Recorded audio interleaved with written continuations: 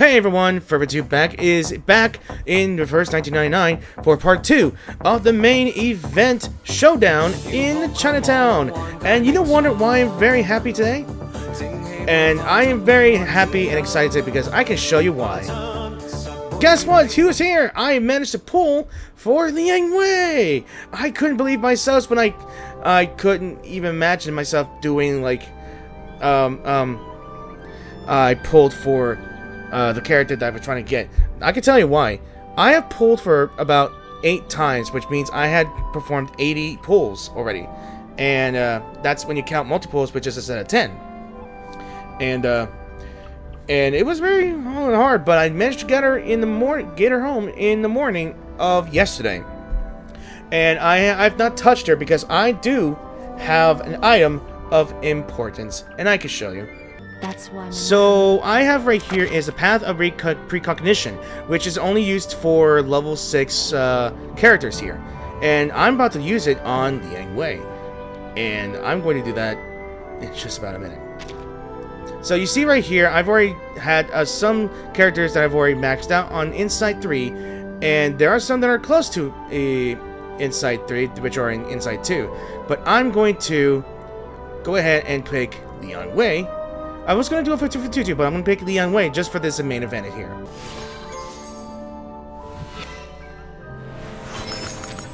To this day, the spring thunder in Qi Xing Wow, look at her costume echoes in my ears. Ooh, looks behind her here. Oh, that's the tiger thing, ain't it? Just popping up behind her, and she's like, oh, there he is. And I also forgot that she has a cell phone that literally calls God on speed dial. Or Guardian Spirit, maybe. But let me show you in a little bit. So I can switch out here thing, and when I got her, this was what it showed me. I'm gonna tell you and admit through here and there that you guys should. Their artwork is pretty damn phenomenal. I can tell you that for sure. So yeah. The seeds we plant so let's determine go back. the fruits we All harvest. right, so I got her on the 5th on the 1st of May of this month. So that means I got her yesterday. Yeah, I did. All right, so it's time to go for part 10, unraveling the mystery. So we have Loggerhead here. Then I think that's Scott, and we just caught her in the corner trying to interrogate her. We found out that she only remembers 3 days worth of film reel because she is a camera. So let's go ahead.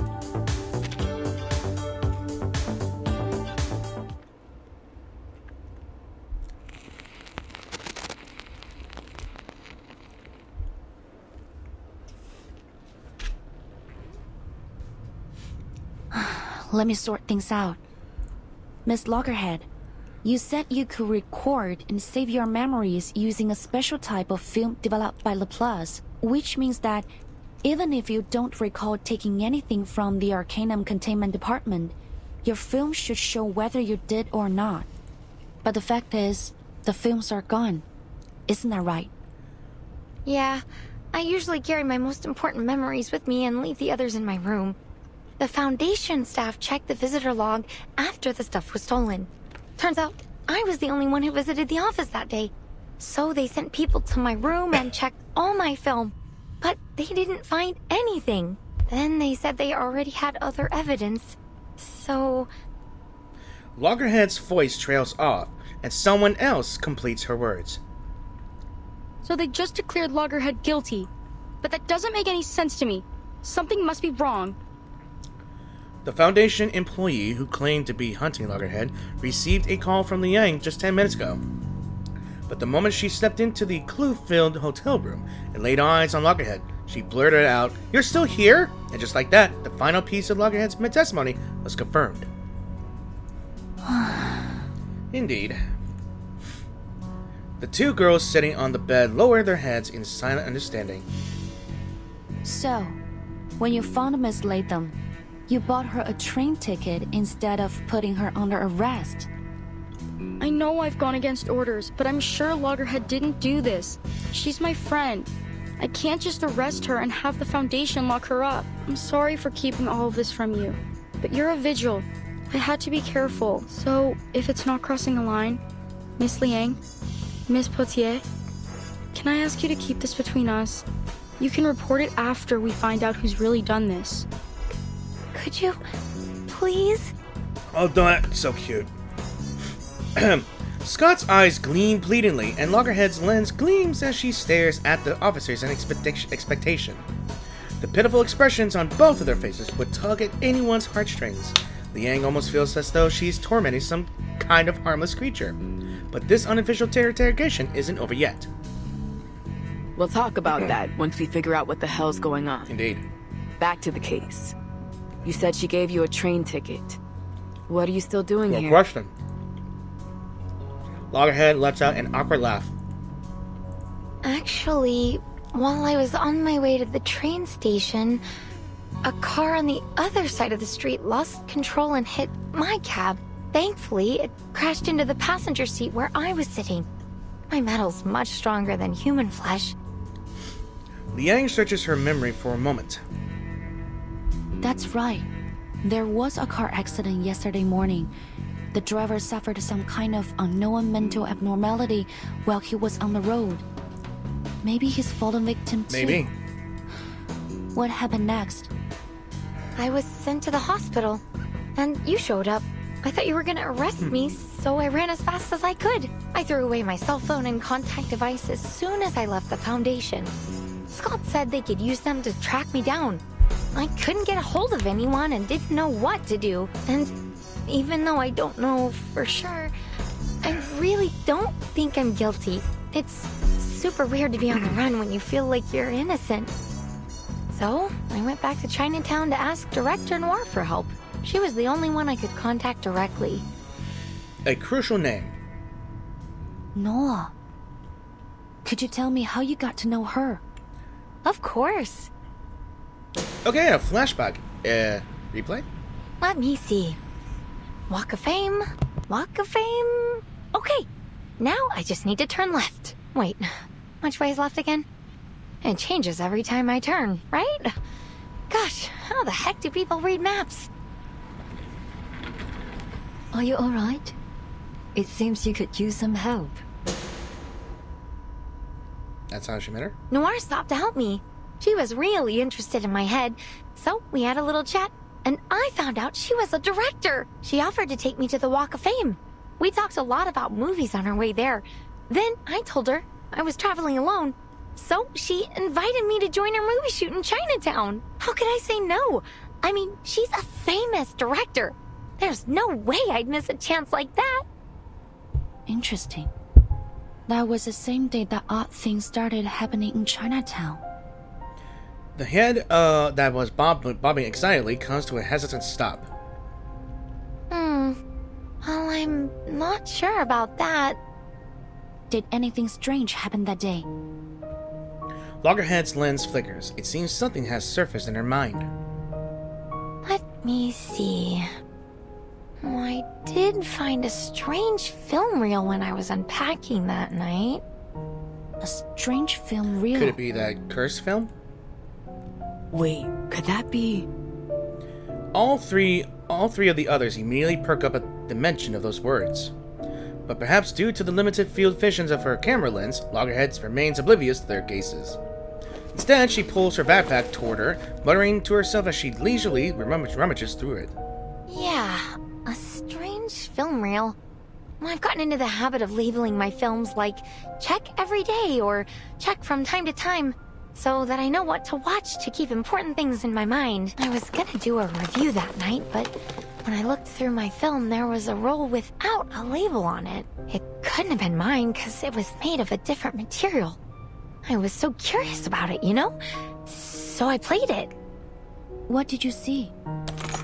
It was a movie, I guess, but it was pretty short. More like a demo or a trailer or something. But it was so weird. Like a jumble of pictures and sounds. It didn't make any sense to me. I don't know, maybe it was a prank or something? She halts her search and looks up blankly. What's wrong? The film, it's gone. What? What? Loggerhead shrinks nervously once again. I can't find it. It was right here in my bag. Give it to me. Uh-oh. In one swift motion, Portier snatches Loggerhead's backpack and upends its contents onto the bed.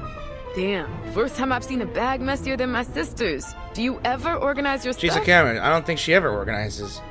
Like a whirlwind, Portier tears through the Loggerhead's things, ignoring her shrieks of, "I just forgot to throw that away," or "I still need that," as she ransacks not only the backpack, but the entire room. Finally, she has no choice but to accept a rather disheartening conclusion. Nope, nothing. You didn't take it out and lose it somewhere, did you? Mistake it for a tip for your pizza guy or something. Why? I forget things, but I'm not an Yeah, idiot. she's not stupid. I didn't lose it. Check my film if you want to prove it. It just disappeared into thin air. But your film only records what you saw. Someone might have taken it when you weren't looking. Does anyone else know about this film reel? Did you have any visitors or notice anything suspicious after you played it? Suspicious? I don't think so. At least I didn't see anything. The only person who visited me afterwards was Scott. She came to tell me I was wanted by the Foundation. Oh, but actually I wasn't alone when I played it. Noire was with me. She said she was interested in my memories, so she came and... The others stare at Loggerhead as if she's grown a second head. She nervously swallows the rest of her sentence. What's wrong? Wow. So, it was Noire who took the film? Maybe, but who knows? Yeah, we don't know for sure. We don't know for sure. Okay, it looks like we're back at set. What are you? Ugh. A solid punch sends the man flying. At least that's what's supposed to happen. Sorry, Director. I'll try again. Don't bother. Clearly, your martial arts skills are severely lacking. I don't want you to hit your head when you fall to the ground. Go. Take a break. This failed actor still wants to argue his case, but everyone knows that once this director makes a decision, she won't change her mind easily. In the end, he simply sighs and steps inside. That was the last one, Director. Really? There are far fewer stunt performers with martial arts experience here than in Hong Kong. Master Lau and his men will arrive in a few days. Perhaps we could shoot the scene then? Nicholas is on a tight schedule. I doubt he'll change it. Let me see what I can do. A single sentence is far from enough to capture the many difficulties the famous Hong Kong director has faced since working overseas. Leaning back in her wheelchair, she discreetly scans the set, searching for the missing piece of the puzzle. Her again? Lin follows Noire's gaze. Oh, that young Hey, officer. Liang. What do you want? Listen, I don't know what you are trying to do, but can't you just leave us alone? Sorry, ma'am. This is a closed set. If you don't have a warrant, please leave. Guys, relax. Liang isn't as mean as she seems. You're not convincing. Clearly, the arrival of a certain vigil cadet is unwelcome, so much so that even Loggerhead is being eyed with suspicion. But Liang ignores them. She's locked on to her target the moment she scanned the set, and it's clearly striding straight towards her. She stops a few paces in front of the person in question. I must say, I didn't expect to see you so soon, officer. Is there something else you wanted to ask me? I think I made myself perfectly clear this morning. I know nothing about your case. No, madam. I'm here to help. What? Help with what? Miss Latham mentioned that you are looking for a qualified stunt performer for your movie. I'd like to help with that, if you don't mind. So that's how she... As an apology. Oh, so that's how she got into this whole, being a stunt person in the movie. Right. From the trailer. Noire blinks. You surprised me again. Indeed.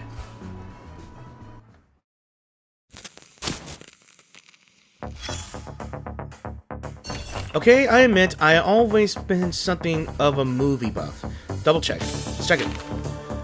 Alright, so great, we've hit a dead end. Just what exactly did we miss? Maybe we should go over the items in Loggerhead's bag again. Loggerhead, Seriously? She's packed all of these film reels, but somehow missed the most important one. Look at this! Was she planning to open a video store? So many movie reels. Hey Liang, these ones are in Chinese, right? Yes, sir. That's the Keyman Fighters. Here's Miss Vampire and Trouble Lunatics. Classic Hong Kong films, but it's unclear if these were Loggerhead's collection or gifts from director Noire. Good grief. Do we need to watch all these? We don't have that kind of time. No, I don't think so. These are just regular film reels, and their stories aren't related to our investigation. Huh, I almost forgot you used to stick around and watch movies behind your parents' backs. Your knowledge is broader than I thought. So, other than CO7, which one's your favorite? Which one's your favorite? Our time is running out. Dull as ever. I knew it. But if we wrap this up quick, you should watch Miss Vampire. It's a hallmark of Hong Kong Arcanum films. Oh, I'll remember that. We've gone through her bag, but the missing reel isn't here. Perhaps it's time for us to try something else. Yeah, let's hear what our big shot director has to say. So, on to part 11. Hey, Calife. Yeah, that's how you pronounce it. Yeah.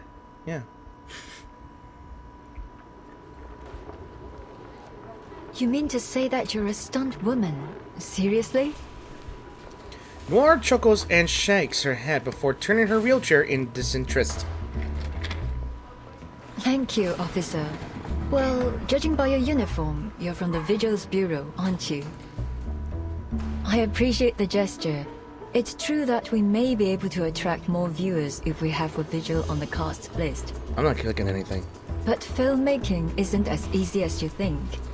Maybe I can fit you in next time. Rejection, but refusal is not an option in this operation. I'm familiar with movies, especially yours. I'm actually a big fan. And I saw the performance just now. Not to be rude or anything, but I think I can handle the stunt. For the betterment of the movie. That's what Miss Latham said you were after. Is that right? Her words stir up a storm. What? Does she even know what she's talking about? That's some pretty big talk. Even Noire can't help but let out an amused chuckle at Liang's words. Even so, her wheelchair comes to a stop. That's true. But are you certain that you'll make my movie better? Yes. No hesitation from her. To be honest, no.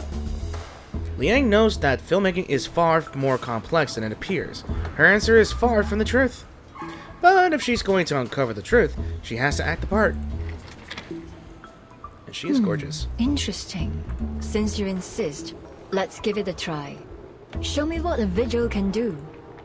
It isn't a particularly clever trick, but fortunately, Latham's words weren't false. Noire would never turn down an opportunity to improve her films.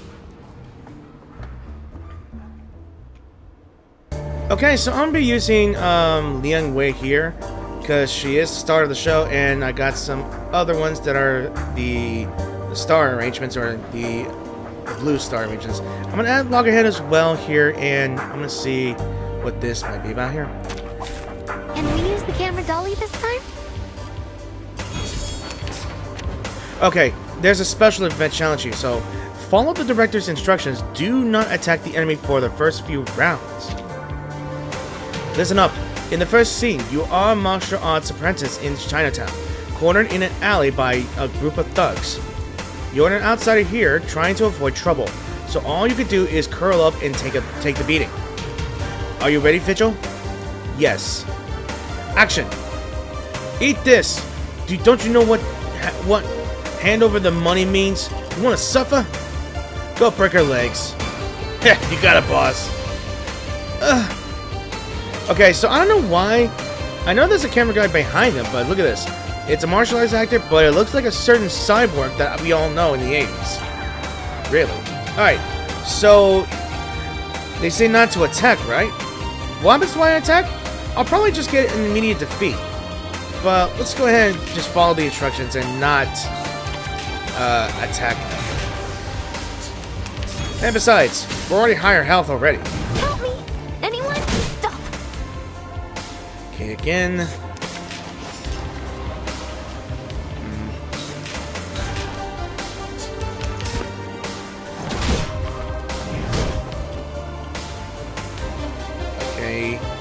again, I'm going to be shuffling some things.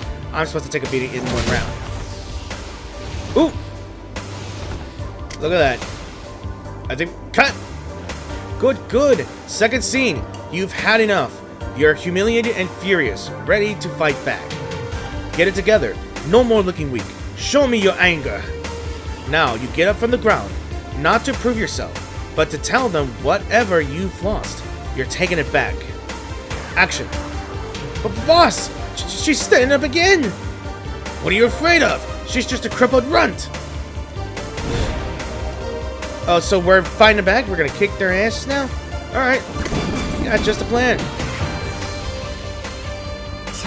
Please stay behind me. I'm gonna use the ultimate right away. Ooh, calling God. Let's go. Oh my goodness. They immediately got deaded. Well, except for that, Steve. My responsibility. Ooh, hell yeah. She's gonna kill someone! Don't bite off more than you could chew. Cut. And yeah, we did it. A memorable moment, Timekeeper. Don't forget to bring me next time. Excellent. Bravo. Okay. Exactly as you claimed. No, even better. Really spectacular work. A perfect take. I'm flattered, Director. Noire's eyes glisten as she watches the playback of the shot. Meanwhile, after nearly 20 failed takes, Liang returns to the dressing room, her costume drenched in sweat. When she emerges back in her vigil's uniform, a bottle of water is handed to her. Here, it's not open. Thank you. Didn't expect you to pull it off. That was a dangerous stunt. Scared the crap out of me. All right. So you did a good job one time. But let me tell you, it takes a lot more than that to win recognition in this industry. You've really got to hone in on the dramatic scenes if you want to move out of the stuntwoman box. You're good looking, and you took that scene pretty seriously. You interested in doing that? If you are, then I'll suggest you be a little more humble. There's always room for improvement, you know? You're right. I'm sorry, but I'm not even a stunt woman, let alone an actress. This is all just a bit of fun for me. Is that so? Oh, what a shame. The queen of the set rolls over in her chariot, stopping beside Liang. I appreciate your sincerity, but I'd be even more appreciative if you were willing to do a few more scenes. If it's just for a short time, I'd like to help in any way I can. Fantastic! Follow me. We can have dinner and look at the script together. I have a few changes I want to make to the story. Trust me, the audience will be more than happy to hear a line or two from you. Lines? Okay. Things seem to be taking an unexpected turn. Indeed. Classic diners. Especially Chinese diners. That's all. Well, have you memorized them? Yes, every word. But aren't there too many? The blank spaces in the script spread out on the table are filled with Noire's flamboyant pen strokes. She's got a point, Director. The investors might not approve them. They already told us not to change the script like we did in Hong Kong. Relax, we've done this before. They never read the script anyway. Not sure if that's true for anybody, to be honest. Besides, I'm not exactly asking for a monologue here. It's only 3 lines, just what's needed to make the character complete. Lynn gives a helpless sigh. She knows all too well how pointless it is to try and change Noire's mind. I'll keep practicing until filming starts. I look forward to your performance. By the way, I saw some deity dolls and sedan chairs on the set. The Dushu Festival is coming up, right? Is the crew joining the Shehuo Parade? Those are our props. Our final scene is set at the Shehuo Parade. I already spoke with the organizers in Chinatown. They've allowed us to shoot during it. Really? The last CO7 movie ended with the Shehuo Parade too. Really? Noire's eyes light up. She smiles. Good memory. Looks like you meant it when you said you were a big fan. Oh, never mind. I accidentally touched the little scroll bar. Alright.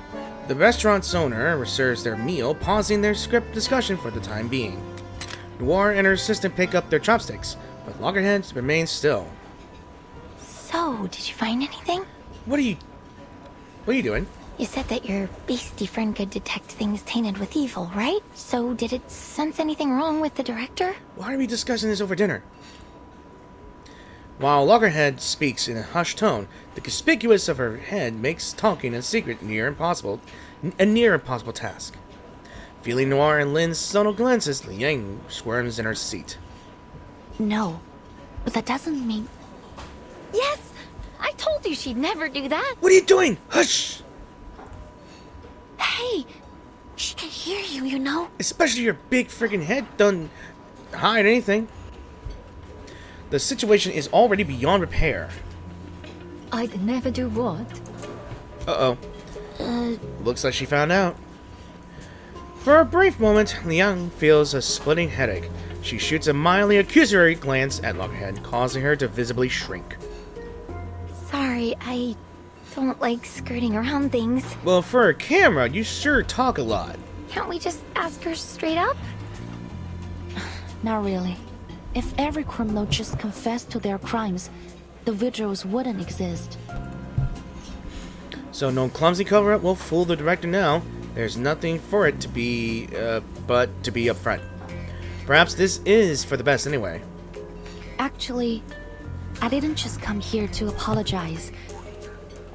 There's something I want to ask you about. What is it? A perfectly measured balance of curiosity and confusion, yet no real surprise. A renowned director having a knack for acting isn't exactly shocking.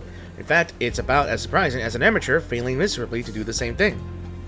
It's about the strange things happening in Chinatown these days. Wait, so all this was just to butter us up so you could investigate your case? The assistant, who was all smiles moments ago, suddenly falls silent. Despite her careful preparation, the situation is difficult for Liang. Sorry, madam, but it's my job. As I said, strange things have been happening in Chinatown. Things that bear a striking resemblance to the film incident that you were involved in 8 years ago. The case document stated that the origin of these events is a film reel titled Reunion of the Three Swallows, a movie created by your friend, He Rijun. Miss Latham said you watched a film with her in her room a few days ago. Do you have any idea where that film reel is now? That film reel? Did you not know what it was? I had no idea. Noire's expression darkens. Clearly, she's realized why Liang has brought up that film reel. That film we watched together. Well, to put it mildly, it had nothing of interest. It didn't seem to have any semblance of a story, even. It couldn't have been one of Teresa's. Liang recalls that the archive on the reunion of the Three Swallows cited Teresa as the English name of its creator, He Rijun. Noire and He Rijun had been friends since their days studying abroad, and it seems Noire still uses that name even now. I hope I said He Rijun right. Please forgive me. Rumors, investigation reports, speculations flicker through Young's mind, but seeing the somber look on the woman before her, she decides to set them aside for now. Maybe the original content has been contaminated. According to the Foundation's records, the film reel has two abilities: play and record. The play ability allows it to conjure its contents into reality in a form similar to a movie image, which accounts for the hallucinations and phantoms the victims mentioned. The record ability captures the souls of those in the same effective range as play, and the victims lose a part of themselves, like their sanity or their memories. The case document doesn't mention anything about contamination, but my guess is that the souls recorded by the film have polluted the original content of the film. Shame on them. Whoever's behind this. Noire mutters a curse, and both she and Liang fall into a silence. Meanwhile, Lin and Loggerhead look utterly lost. Wait. What are you talking about? Can you explain it to me simply, please? Miss Noah didn't know that that film was a reunion of the Three Swallows. So naturally, she didn't take it. I think she's telling the truth. Really? That's great news! Mm-hmm. No one responds. Loggerhead looks around and slowly lowers the arm she raised in premature celebration. Oh, right. The film's still missing, so it's not great news. Yep. But at least Noire wasn't up to something when she made friends with me, right? That's definitely good news for me. Silver lining. She turns to Noire. That means we're still friends. And friends help each other. Liang said that the film reel could cause some problems for you. Let me help you find it. I'll catch that thief and take the film back to the ACD. Then you'll be safe. I'll clear my name, and the problems in Chinatown will be solved. That's 3 birds with 1 stone. Genius, right? Oh, you sweet summer camera. I had to clear my thumb. Sweet summer camera. If only it were that simple. You know, Miss Latham, this is what I like about you. You always speak your mind. Her eyes squint a little as she curves her mouth into an unexpected gentle smile. Our relationships are so complex, aren't they? That's what makes them so intriguing, captivating, really. A constant source of inspiration. But sometimes I feel that life is better kept simple. Wouldn't you agree, Miss Vigil? Agreed. There are certainly simpler ways to say, I'm suspicious of you, and I have no intention of cooperating. May I ask you another question? Please. The rumors about CO7, which ones are true? I don't think a few old stories will help you solve the case. It's not only for the case, but for my own curiosity. I wasn't lying when I said I was familiar with your works. I really like them, and this question matters a lot to me as a fan. I see.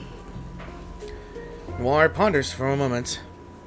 In that case, I really don't think you should know the truth for your own good. Why though? I appreciate your love for my works, but it's not a good idea to dig too deep into what went on behind the scenes. Just enjoy the stories for what they are.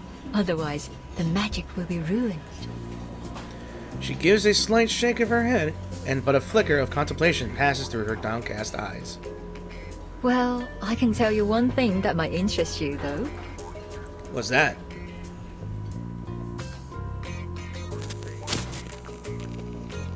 Alright, so we're on part 12, Mousetrap. And it looks like there's a suspicious guy with a knife here. And I guess we're waiting for an ambush here, and I guess they're just targeting Noire here. So when the nose catches the scent of the cheese, that's when the tail gives it away. I'm guessing that this trap might fail. But who knows, right?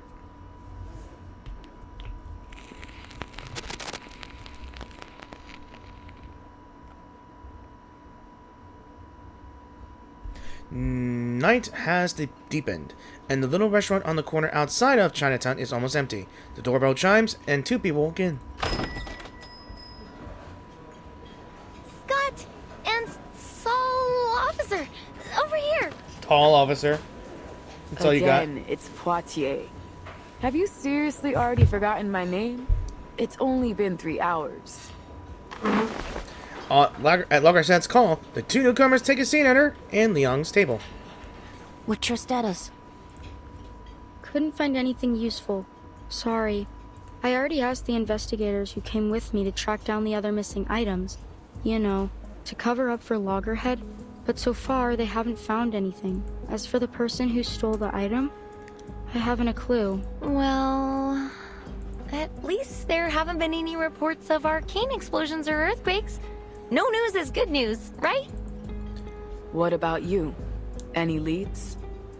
Miss Noah didn't take the film, but she refused to tell us anything about its curse or the former owner, He Rijun.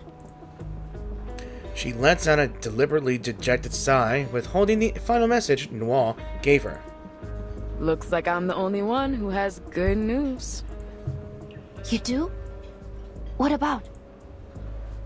Potier tilts her head, gesturing past Scott to the darkened street outside the window. The illegal trade of arcane items. You told me to keep an eye on it. I contacted my guy who tracks all that stuff. Told me about this trader called Pug Dog, a middleman in the black market. Who's the name Pug Dog? I mean, oh, forget it. He was pulled over for speeding this morning, but he actually paid the ticket right away. Can you believe that? I wouldn't be surprised if he shot the police car and ran away there. An outlaw suddenly behaving himself. He must be up to something important. Something big enough to make him avoid getting into trouble over a speeding ticket. The officers thought the same, so they tracked him to this stolen car, right? Well, guess where it's headed? Here. Chinatown. Okay. Triads are among us. Ooh, I like that screen here. Oh, there's Pug Dog right there. He don't look ugly, he ain't short. A man with a deep, jagged scar across his brow saunters under the moonlight. At last, he stops, slipping into the darkened alleyway. He has no idea that 4 silent pursuers are lurking nearby, hidden under a rookie vigil's silent shadow arcane skill.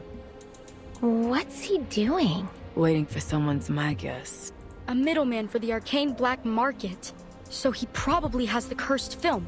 And now he's planning to sell it to someone. Assumptions are not going to get you anywhere.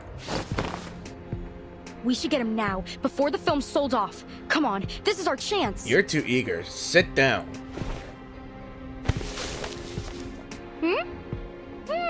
Exactly. Shut her up. Liang clamps the hand over her mouth just in time, muffling her outburst. Shh. Someone's coming. Wonder who it is. From the depths of the shadows, a figure emerges. Not walking toward Pug Dog, but riding something. Perhaps a wheelchair? Good evening, sir. I hope I didn't keep you too long. You got What? it, though? What? Of course. Noire pulls a rectangular object from her cup. It's an envelope. Looks pretty thick. Potier is right. Pug Dog takes the envelope and pulls a handful of bills from it before nodding in satisfaction. All here. Don't you worry, alright? You can trust me. Everyone in LA knows Pug Dog. He stuffs the bulging envelope into his pocket before pulling an item from his jacket. Here's your stuff. The item cuts an arc through the darkness, landing precisely on Noire's waiting hands. Ha! I like customers like you. Generous and to the point. Alright, I'm out of here. Pleasure doing business with you. And hey, feel free to call me again. He scans the area before turning back to Noire, lowering his voice. Seeing as you're a good customer of mine, here's a bit of advice. Want your back on the way out of here. What do you mean? But Noire doesn't get the chance to press further. The moment has come, Liang strides out from the shadows. Sorry to interrupt, but neither one of you will be making your own way home. Miss Noire, Pug Dog. Okay, that's pretty cool thumbnail, I can tell that. But Pug Dog. I'm afraid you'll be coming to the Arcane Affairs office with me. Cop! Well, here comes the fight if you can. And just in time, too. Field check complete. Move carefully.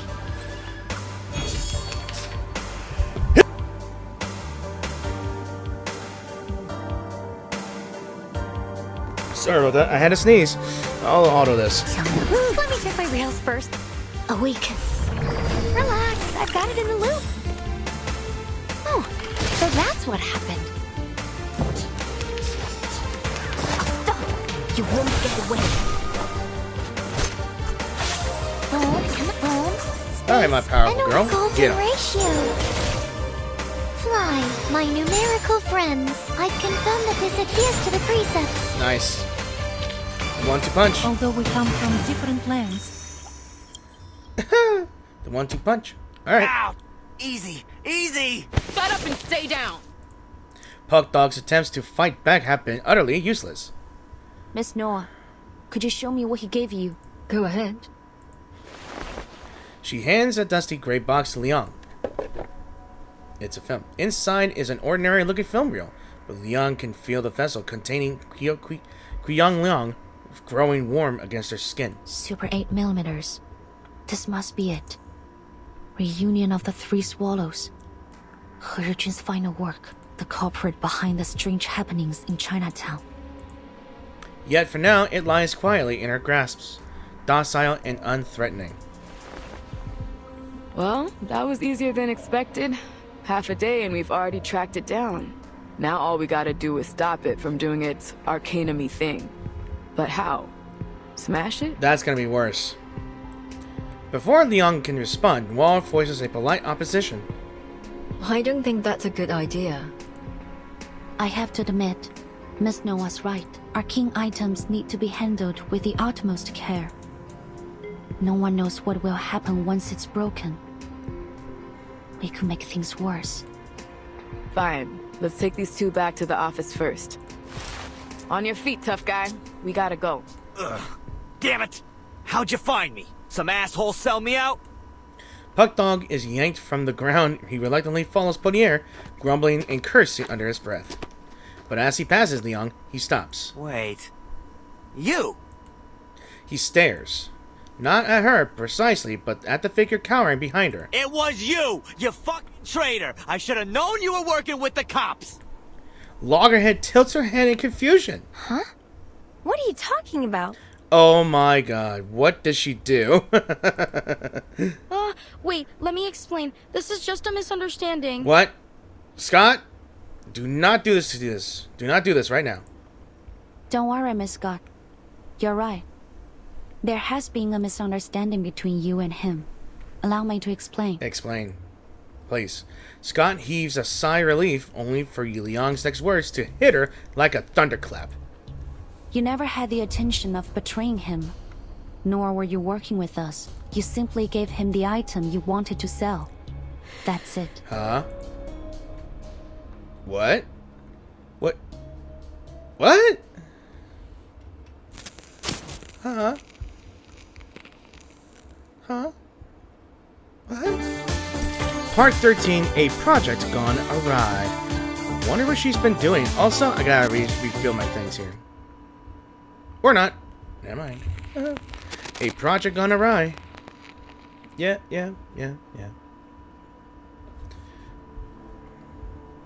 What?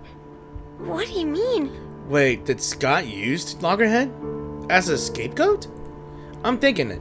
Loggerhead turns to her friend, then to Puck Dog, then back to Liang. She remains totally expressionless. The truth was always there, hidden beneath the lies and distractions. All you have to do is whittle them down, one by one. Our day's detective, going at it. Go ahead. You better cook, Liang. The probable cause of the events in Chinatown is the reunion of the Three Swallows film reel. And apparently, Miss Noire has a history with it. And yet, the specifics of this history remain unclear. Liang glances at Noire, only to be met with her signature unreadable smile. But Miss Noire doesn't have anything to do with the Foundation. There's no way she could sneak into the ACD and steal the film. The same goes for this gentleman or any other outsider. There's only one explanation. It's either Loggerhead, but it's gonna have to be Scott. So, the thief who wants Miss Latham to take the fall must work for the Foundation. In fact, since they stole the item without being noticed, they probably work for the ACD. I'm more assuming. And they must be close to Miss Latham to know enough about her amnesia to be able to take advantage of it. I already figured that out earlier when I saw that when you made the accusation. But lots of people at the ACD know about my condition. You can't pin it on Scott just from that. For the first time, the ever-cheerful Loggerhead takes on a harsh, indignant tone. She stamps her foot and turns to her friend. That's way too harsh, right, Scott? Right? Scott? Say something, will you? That's the face of a very exhausted and tired person. Scott only stares at the floor as she tries to calm her quivering breath. How long have you known? That's a long pause. Scott has finally managed to force out a few words. Since Miss Latham said you were good friends. With all due respect, your plan was far from perfect. I knew it.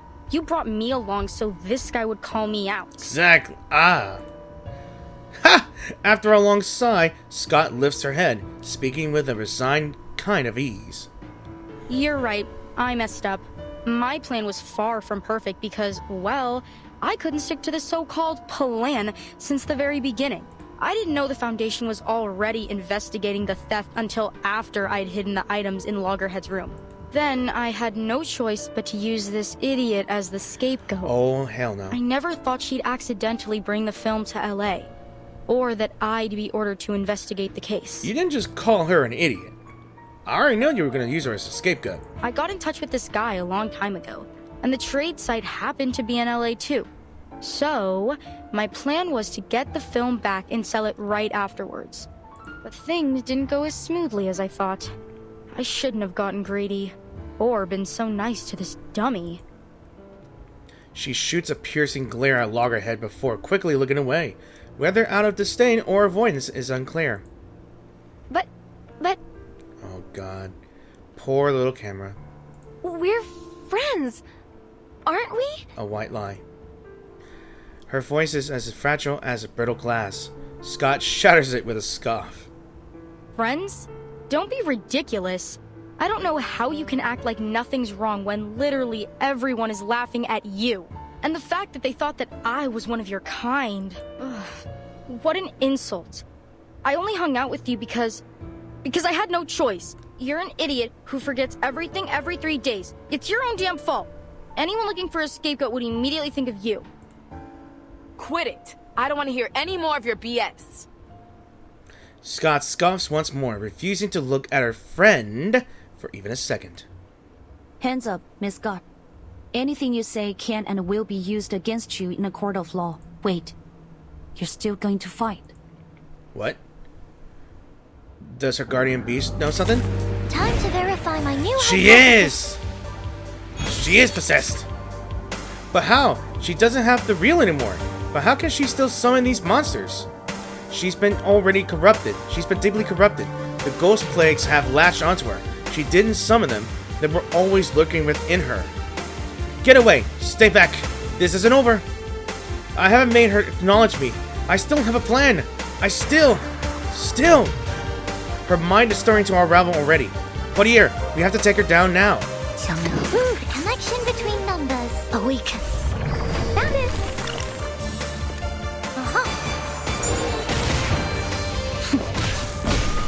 Nice. You know, I just realized those little ghost plagues look like video static. That's what I know.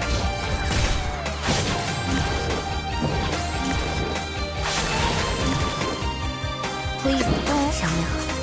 Please. Behold the phenomenal world.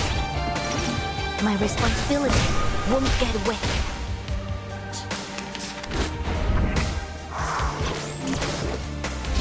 Incomprehensible. My cover. Let me check my rails first. Connection between numbers. 强梁既出，王有不为。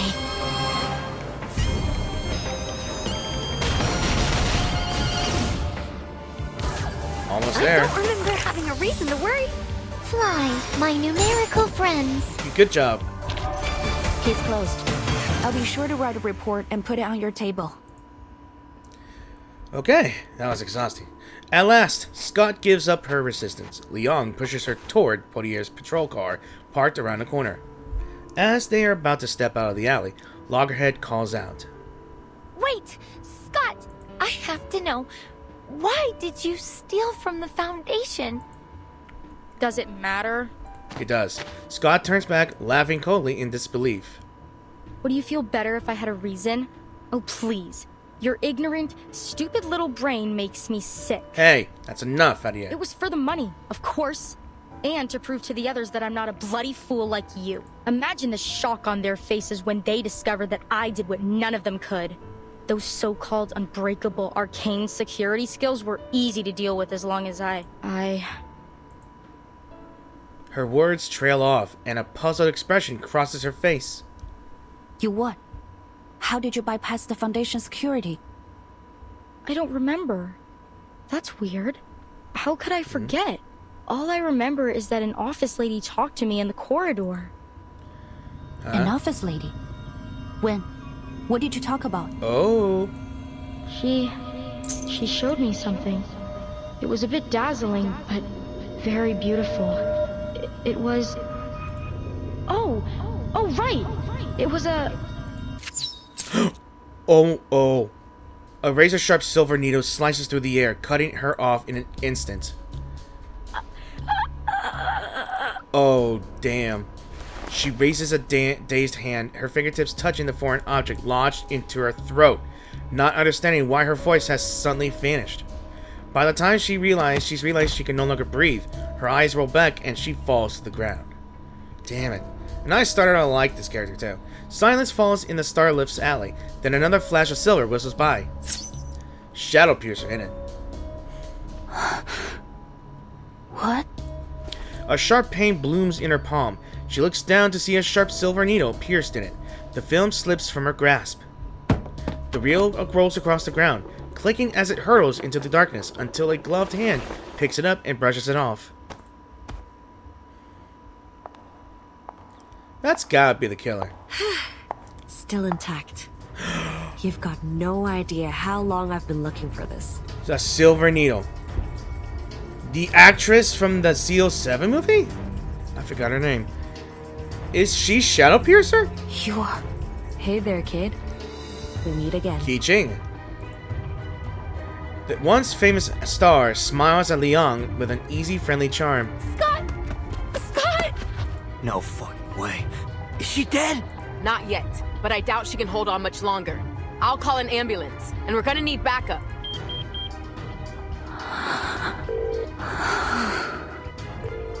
Loggerhead's scream, Puckdog's cry, and Potier's tense voice all ring in Liang's mind.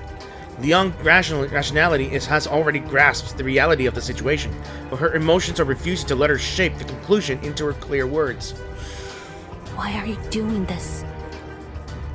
It's not a coincidence that she was at the bank where the guy was crazy enough to try to murder this what was his name? Three-word Tom? I don't know. I don't remember his name. She was there trying to defuse the situation, quote unquote. Oh well. When Loggerhead posed a similar question to Scott, Liang had questioned the inquiry. There is no need to ask why evil chooses to do evil. What's wrong is wrong. Evil must be eradicated. Ghost plagues must be purged. That was the doctrine drilled into Liang since childhood. But now she finds herself forced to ask the same thing. Tell me. I need a reason. It's my old friend that you should be asking. We tried that already. Liang watches as Qi Xing's smile fades and her face turns steely. Long time no see, Noire. Yeah, it's been a while. The last time we saw each other was in front of her grave, if memory serves. We really should keep in touch more often. The air in the alley is sharp as a needle, quote unquote. Noire continues to smile, but awareness lurks behind her eyes. But you've gone too far this time, my friend. She glances at Scott's fallen body and gently shakes her head. This isn't part of our story. This isn't a set, Director. It's not your call. She raises a hand and a flash of silver pierces through the darkness. Careful! Woof! She leaps forward, deflects the needles, and stands firm in front of the wheelchair. Qi Xing shows no surprise, hiccups.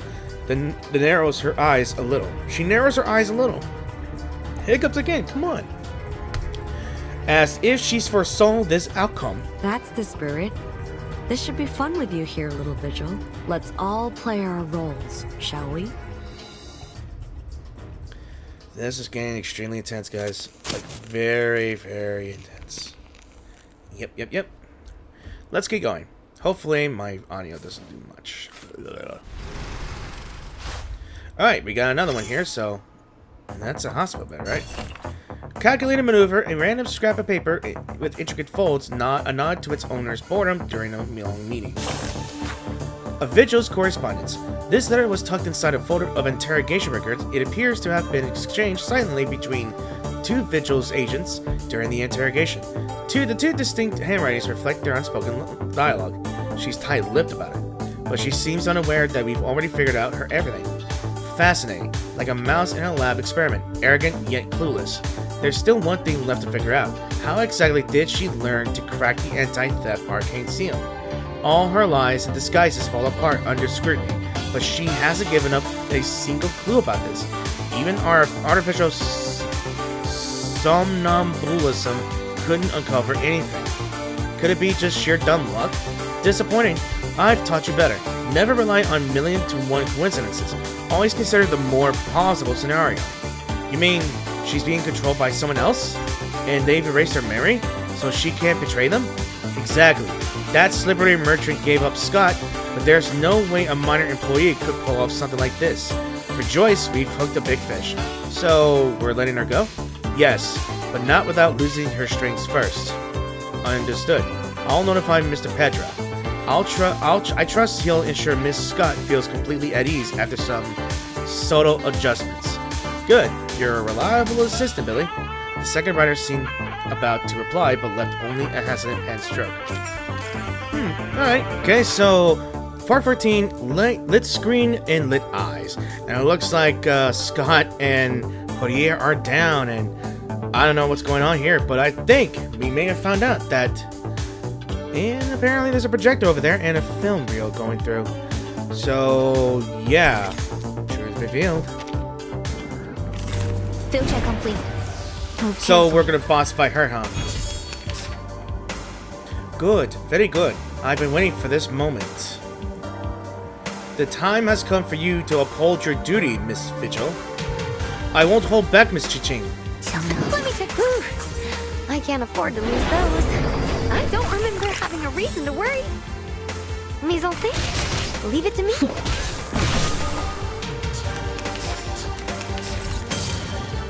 Why did she stab herself? Wait, acupuncture maybe? Maybe. Please, no. Connection between numbers. Be careful. The golden ratio. Fly, my numerical friends. Okay, cool. You won't get away. Please stay behind me. 强梁既出，王有不为。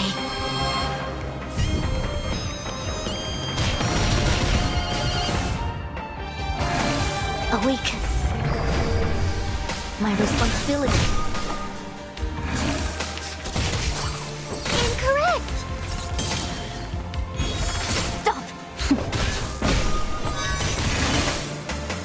Xiangliang, please let me go. Connection between numbers. You won't get away. Hold on, I just noticed that screen right there. The scratch claws here? No, wait, don't let your guard down, kid. She's not down yet. What? This power. It doesn't look like it's hers. That's another proof nearing perfection. Okay, so something else is going on? Lit screen, lit eyes. So it was a fight and then a story dialogue. Okay, that was weird. Whoa! The hell? I thought movie stars were just empty suits. Another volley of silver needles streaks through the air, forcing Liang and Poitier back. Qi Xing stands at the corner of the alley, though seemingly trapped between Liang and Poitier. She skillfully uses her positioning to her advantage. Neither officer can risk injuring the other by firing their gun or using an arcane skill, leaving the battle at a deadlock. We're not going to last much longer. I have to do something. Poitier, cover me! 强梁既出，王有不为。 With the ritual vessel of Jiangling in her hand, Liang recites the ancient incantation, each syllable clear and deliberate. Qi Xing looks momentarily stunned. This is the beginning of an incantation. Liang knows that more silver needles could come flying at her in any moment. 斩杀凶舅， For a brief moment, hesitation creeps over her. As a child, she sat before the screen and watched this figure over and over again. Her eyes filled with admiration. She had mimicked her arcane skill countless times. But she never imagined that one day, those dazzling silver needles would be aimed at her. Yet she still speaks the final words of the incantation. With these words, an ancient contract will be upheld, and the Showdown beast will be called upon to devour all evil, as in her right as a descendant of the Liang family. Let me guess. That's there was no response. At least, that's what's supposed to happen. What? But the alley remains as empty as it was before. Hey! Rookie, watch out! Oh, damn. Wow. Someone pushes her aside. She hits the ground hard. A flash of silver, the sound of shouting. Then blood, a body falling, a sticky sensation, warmth, chaos. The events that follow are hazily in Liang's memory. What do you buy Denny's? 时辰还没到，掌稳。 Oh, we're going in flashback of the past? A sharp reprimand shatters her haze, pulling her back to focus. That's... A familiar courtyard, a man with a familiar face. In front of him, a little girl stands in horror stance, sweat rolling down her forehead, her legs are trembling. Yet the man's ebony ruler comes down mercilessly on the girl's shoulder. 不像样，和你讲了多少次，要沉肩坠肘，心静体松。 Two small heads peek over the courtyard wall, giggling and whispering to each other. 看，他就要撑不住了，嘿，活该，谁叫他向老师告密的？ The boy makes a goofy face at the girl holding the stance. The girl, already exhausted, finally loses her balance and collapses to the ground. 术与练功，三心二用，你看看你怠惰了多少！以这样的体魄，强梁又如何能服从你？继续站，我等一会儿过来检查。扎不稳马步，今天晚上就不要吃饭了。 The man, her father, shakes his head in disappointment and walks away, leaving the girl gasping for breath on the ground. 走吧，走吧，没意思，他又要站一天了。哎，好呀，去街角那家吧。今天他们家放神秘警探C07。Children hop down from the wall, laughing as they scurry off. 我也想去录像厅。 Aww. No one hears her voice. No one but herself. I remember it now. I hated Qiangliang when I was little. Father was always trying to teach me something about the 12 Zhenzi, the master of Qiangliang, fighting the wicked and dispelling evil, fulfilling the duty of my inheritance. I was only a child. It was all too difficult for me to understand. The other kids hated me.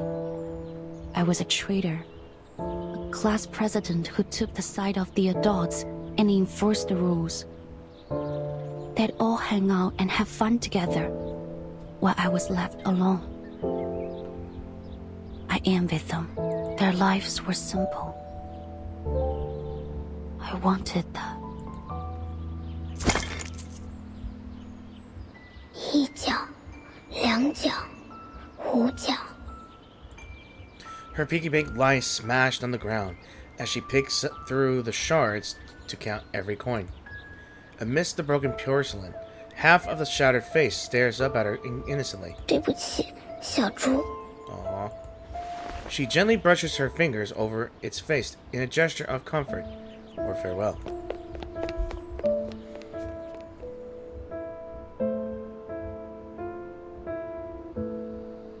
That day, I disobeyed Father, gathered up all my savings, and headed to the theater. Oh, just look at this. Imagine living in the strict life and the only comfort you can only have whenever you can have it.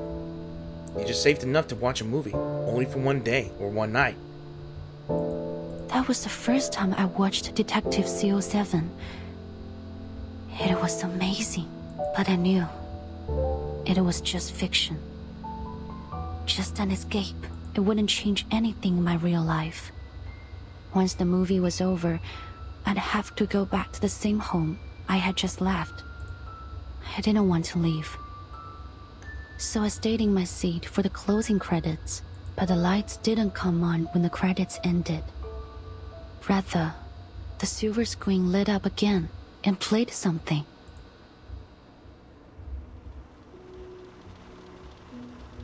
It was an interview with Miss Qi Xing. 奇星小姐，有好多小朋友中意你嘅作品，將你視為佢哋嘅英雄。但另一方面，唔少成年觀眾覺得你所飾演嘅警探C07每一次都可以擊敗壞人嘅結局太過理想化，缺乏真實感。對於呢方面，你有咩睇法呢？你覺得呢點係咪警探C07系列嘅遺憾啊？現實世界已經夠殘酷，所以我哋先會喺電影世界入面尋求一個圓滿嘅結局，一個善有善報、惡有惡報嘅理想世界。如果連喺大銀幕上面，我哋都唔可以相信正義同埋公理，咁我哋仲可以相信啲咩啊？ Qi Xing gazes into the camera, but also behind it. Her smile carefree, her eyes shining even brighter than the stars. C07係正義嘅代言人，係鋤強扶弱、匡扶正義嘅英雄。無論面對點樣嘅危機或者險境，佢都可以帶俾大家期望嘅圓滿結局。我希望我哋嘅電影同埋C07呢個角色，可以帶俾銀幕前嘅觀眾力量同埋勇氣。或者唔係每個人都可以喺現實世界成為一個真正鋤強扶弱嘅戰士，畢竟呢一條路好難行。但係我希望可以通過我哋嘅電影同埋C07呢個角色，至少令大家成為喺生活中為自己身邊嘅人帶嚟圓滿結局嘅英雄。It was just a short interview like any other. But I still remember every word she said. As the master of Qiangliang, you must use your power to fight the wicked and dispel evil. It is your duty to maintain the peace of the world, Qiangliang. The powerful being that had always been a blur to me suddenly became clear. I realized that I could be more than just a hero who creates happy endings for herself and the people around her. I could be the hero who creates happy endings for everyone. Just like CO7. She was right. Not everyone can do that, but I could. Because I was Yue of the Liang family, the master of Qiangliang. On that day, the burden that had been crushing me suddenly became a blessing.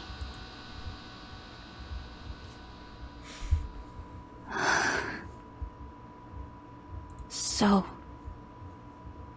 what went wrong? The image fades as another silver flash brings her back to reality. Sirens. An ambulance. Blood. Blood. Endless blood. It seeps through the fabric of her uniform, drenching her hands. She hears someone shouting. Stay with me, Pony, please. That's Liang, huh? Why? Why did you do that? I thought you hated me. People always hate me. Now she can't hear clearly. She realizes it's her own voice, hoarse with desperation. What did Portier say to her back when then? Blood bubbles from her mouth and nose with each painful breath. Who could tell, huh? But that's... that's in the past.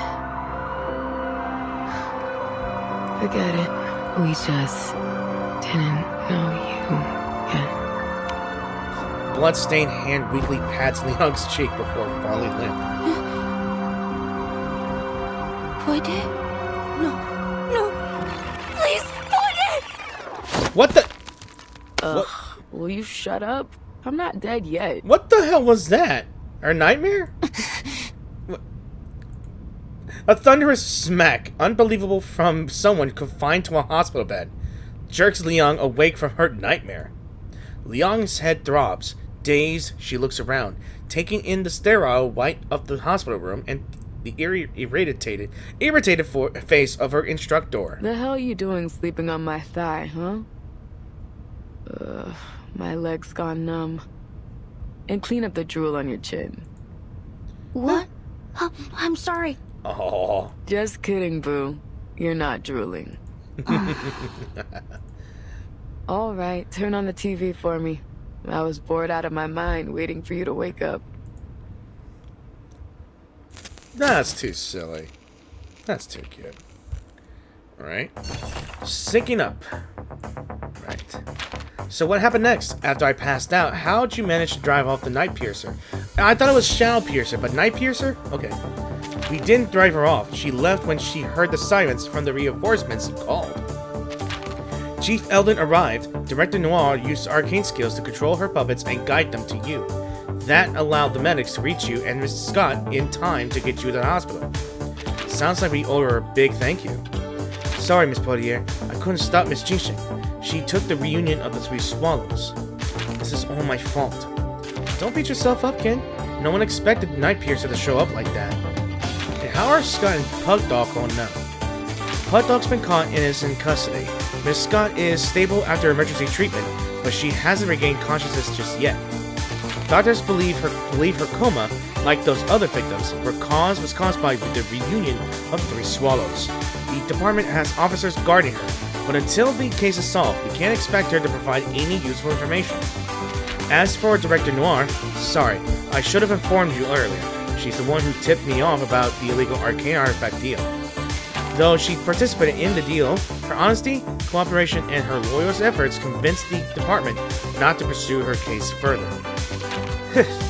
Typical of Hollywood, a director can go from criminal to collaborator with just a few second words. We should talk to her again, about Miss Qi Xing, and about that reel. Maybe there's more she hasn't told us. Yeah, pretty much. Pretty much. I don't know to lose, just saying. Alright, I'll do one more, and I'm just gonna call it in. But I'm not gonna end the video just yet.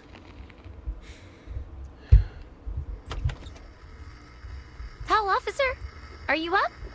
I got you guys Chinese food. You must be hungry. The two officers are both staring intently at the television screen. The paper cups in their hands are crumpled tight. What are they watching? Almost 20 suspects in the holding cell were injured. Most were found unconscious at the scene and are now in critical condition at the hospital. The victims include arcane black market dealer Castor and Chicago gang leader Jason the Coyote, both of whom have since been acquitted of their crimes. Behind the reporter, the thick black smoke billows from the scene of a car accident. Flames lick the oil spilled on the road, sending waves of searing heat into the air. Cameras out of the way! Out of the way! The ambulance needs to come through! We need banana bags stacked! These people could go into shock! Ow, my skin! It burns! Help! Help! Whoever you are who did this, just wait and see! I'll tear you apart, you asshole! Medical personnel shove past the journalist as they hurry over with a stretcher. The cursing and wailing of the deranged man behind the reporter echo in the background. It sends a chill down their spines. The fire is speculated to have been started by a victim of a Nightpiercer attack who displayed signs of mental instability. At the same time, similar incidents have occurred at the Lieber Street Detention Center and the Chinatown police station. The situations at both sites are similarly concerning. It has been reported that the Division of Arcane Affairs is considering the potential connections between these incidents. The mysterious figure behind the unresolved Nightpiercer attacks remains their top suspect. As with the previous attacks attributed to the Nightpiercer, the victims of these incidents are once again notorious criminals with extensive records. However, in light of the Nightpiercer's escalating criminal activities, support for the figure is dwindling as concerns for safety rise. In response to ongoing skepticism regarding the lack of resolution of the Nightpiercer case, Deputy Chief Eldon of the Division of Arcane Affairs stated during the press conference that... Okay. Potier slams the power button on the remote before flicking it aside. She yanks the IV needle from her hand and grabs her uniform from the bedside. Fuck, I pass out for half a day and Qi Xing's already turned the city into her personal playground? Grab your stuff, rookie. We're hitting the road. Gotta find this bitch before she kills someone. Okay. What? Your feet stuck to the floor or something? Portier stops only when she notices Liang still sitting motionless. Liang purses her lips, struggling to speak under Portier's skeptical gaze. Deputy Chief Eldon took us off the case. It was an official order. Damn you, man. A few hours earlier, the LA office for the Division of Arcane Affairs fell into an eerie silence. Early this morning, Constance Scott, a staff member of the Foundation's Arcanum Containment Department, was assaulted during an illegal arcane object trade. She's still in critical condition. Forensic Services has confirmed that the arcane skill traces found at the scene of the attack matched those left by the suspect in the ongoing Nightpiercer case. Thanks to Noire and our vigils cadet Liang Yue, who are both at the scene of the attack, we've been able to confirm the identity of the Nightpiercer. Name's Qi Xing, a 29-year-old former movie actress from Hong Kong. She played the lead role in the Detective CO7 series, where she gained a reasonable amount of fame. She was in a few more movies after that, but no big hits. She officially retired from acting a few years ago. The BAU's come to the conclusion that she's confused herself with her movie character, possibly a result of a mental imbalance caused by the setbacks in her career. She thinks she's the real-life CO7, the hero who fights evil and cares for the weak. In short, we have a vigilante on our hands. Thanks to a minor mistake from the Foundation's Arcanum Containment Department, we also have a dangerous arcane item. A cursed film reel called Reunion of the Three Swallows, somewhere in the city. Liang has confirmed that Constance Scott, the staff member who was assaulted by Qi Xing yesterday, is the perpetrator of the theft. As you're all aware, there's been an explosion in mental disorders in Chinatown. We now know that their source is the cursed film reel. It's currently in Qi Xing's possession, which makes her even more dangerous. Having learned about the history behind this arcane film, we have reason to believe that obtaining it was one of her motives. Since the film's been in her possession, there have been multiple assaults around the city, all matching the patterns of the Nightpiercer. But there's one key difference.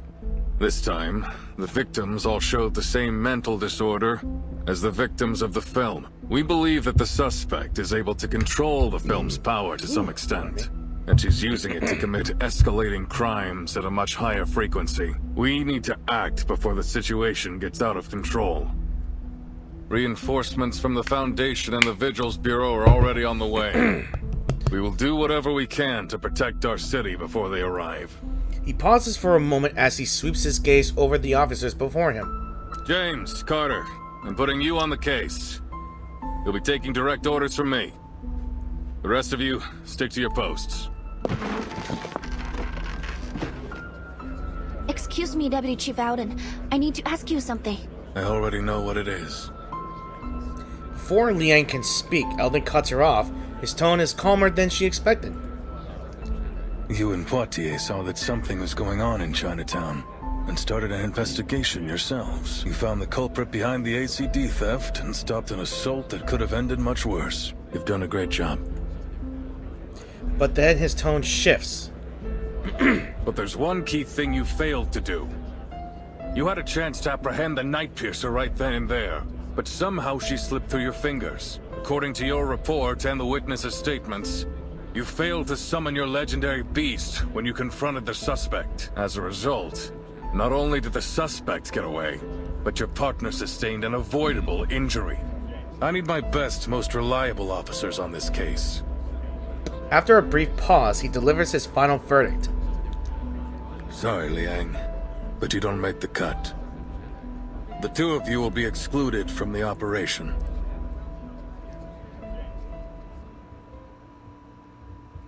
This is bullshit! He can't cut us out! This is our case! No!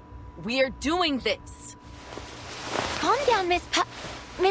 Hey, even if you feel fine, the doctor said you had to stay in bed for at least a few days. Sorry, that just made me chuckle. She called her Miss Body because she can't even pronounce her name right. The name's Poitier, and I'm fine, okay? Stop trying to...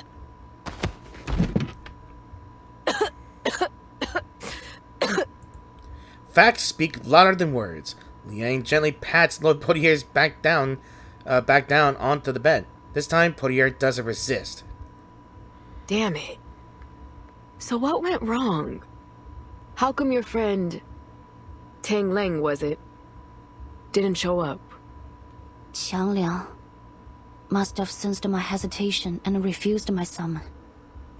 You see, if its master can overcome their selfish desires with an unwavering heart, it can turn on them.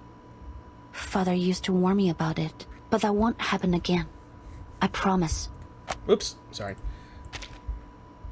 Potier narrows her eyes as she studies Liang for a moment. If you say so. What are you gonna do now? Liang takes a deep breath. I'll continue with the investigation. I need to find Qi Xing. What? But that angry grandpa already pulled you off the case. She called that dude Grandpa. I mean, he ain't that old, but whatever you say. I have to do this. What for? Because of your duty to fight evil as the master of Xiang Liang? Potier furrows her brow, but to her surprise, Liang shakes her head. I've always had two things guiding me. My duty as a member of the Liang family, and the spirit of CO7. And now, Qiang Liang has ignored my summon, and Qi Xing has turned out to be anything but a hero. They were once the beacons of my life, but not anymore. This could be a setback, yes. Or it could be an opportunity. For the first time in my life, I can think about what I really want without having to consider anything else. After a brief moment of surprise, Potier lets out a laugh. You know what, Rookie? It always grinds my gears when you talk about your duty and all that stuff. But what you're saying now, I like it. Aren't you going to stop me? Why would I? It's our case, isn't it? There's nothing wrong with doing our job. If Eldon bitches about it, just tell him you bumped into the crook when you were strolling around the city. Seriously? It's a good excuse. Yeah. Nothing wrong with that, is there? Nothing wrong with coincidences. So what's the game plan, huh? What are you gonna do? We will find out in the next part. Or now. This scene again? They must have done a dozen takes already, right? Yeah. I'm no movie expert, but even I can tell the actor's nervous as hell. Of course he is. Anyone would be nervous if they knew a wanted criminal could show up at any time and mess you up with Arcanum. Eldon tried to keep the details of the case a secret, but that director from Hong Kong told her crew about it as soon as she came back. The two uniformed figures stand in a narrow alley in Chinatown. They came to protect the potential target of an attack, Noire, but were politely turned away on the grounds of disrupting filming. Now they can only confirm the situation inside the set by peering through the slightly ajar door. I mean, I guess they have the right to know. And to run. Half of the extras got the hell out as fast as they could. And look at the other half. They're too nervous to work. I know. Hey, that's the Vigil's cadet, isn't it? What's she doing here? Ayo? Ayo?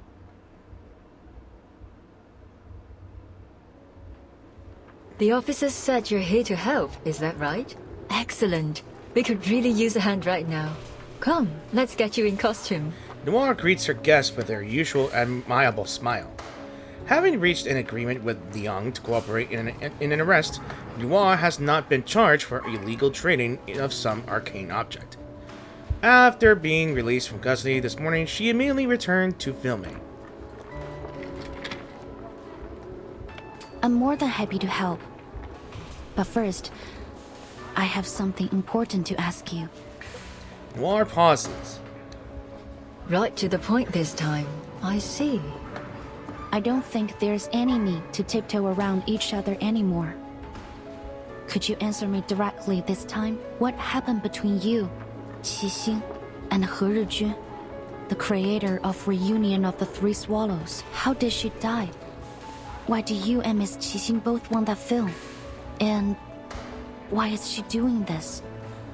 Noire looks at Liang, her usual smile fading slightly. What do you plan to do with my answers? To Qi Xing, I'm probably just another fan, but to me, she and her character mean something. I need to know why.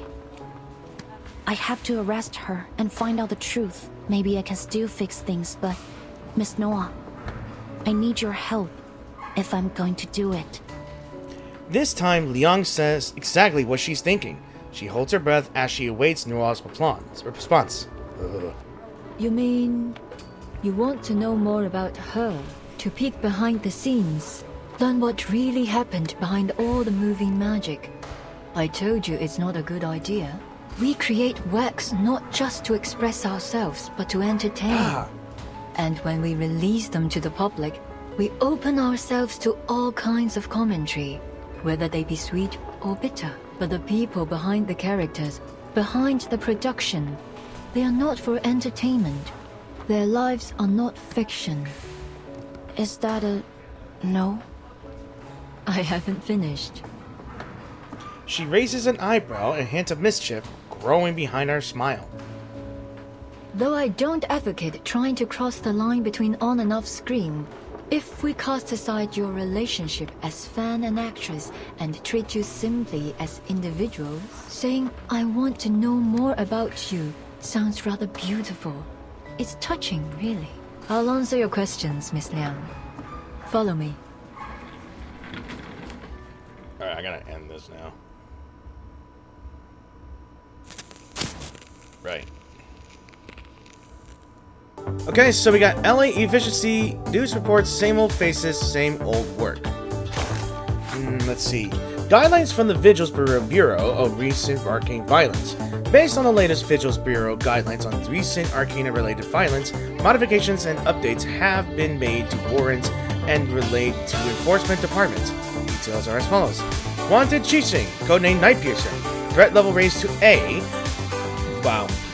Last seen in Los Angeles and surrounding areas, any local institutions encountering the individual must notify the Vigil's Bureau immediately. So, wanted Arcana, which is considered dead, revoked, confined, confirmed, deceased.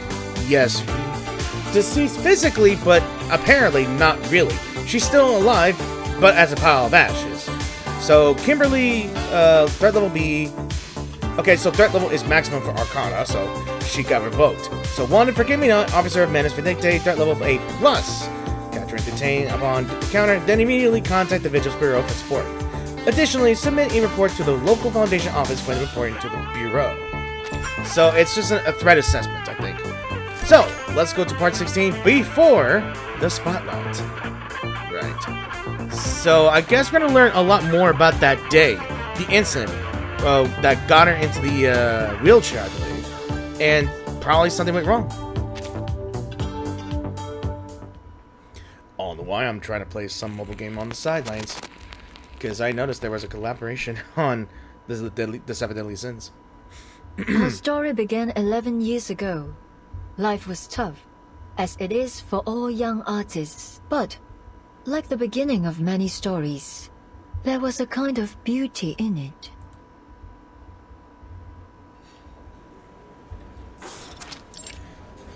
"到一新浪潮導演處女作亮相，胡圖雖然底子極佳，但由於大膽創新過度，導致內容詭異顛覆。即使業內有讚，但大眾實在難以欣賞，最終票房慘淡收場，實屬糊塗。咁我仲有咩好講啊？冇 taste 就係冇 taste。My, look at her before she got in a wheelchair. I mean, she is gorgeous now as that then here. And it is sad that she was put in the chair, but I guess we'll find out what happened that got her into that situation. Look at that. She casually tosses the newspaper onto the table, the loud thud drawing surprised glances from the nearby diners. OK， 要叫好又叫座，有時係要妥協嘅。但係問題係我一向最唔擅長，亦都最唔中意妥協咯。Noire？係咪 Noire？估唔到會咁啱喺度見到你，好耐冇見，見翻你真係好開心啊 So that is Heroine. I hope I say it right. Wow. Really beauty. 你係 Teresa。 你點解喺度嘅？你幾時翻香港㗎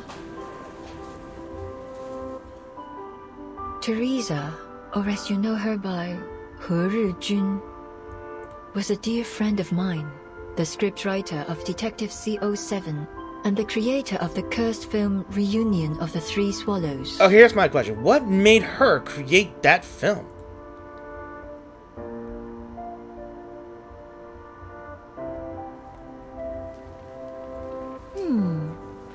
This is a pretty good script.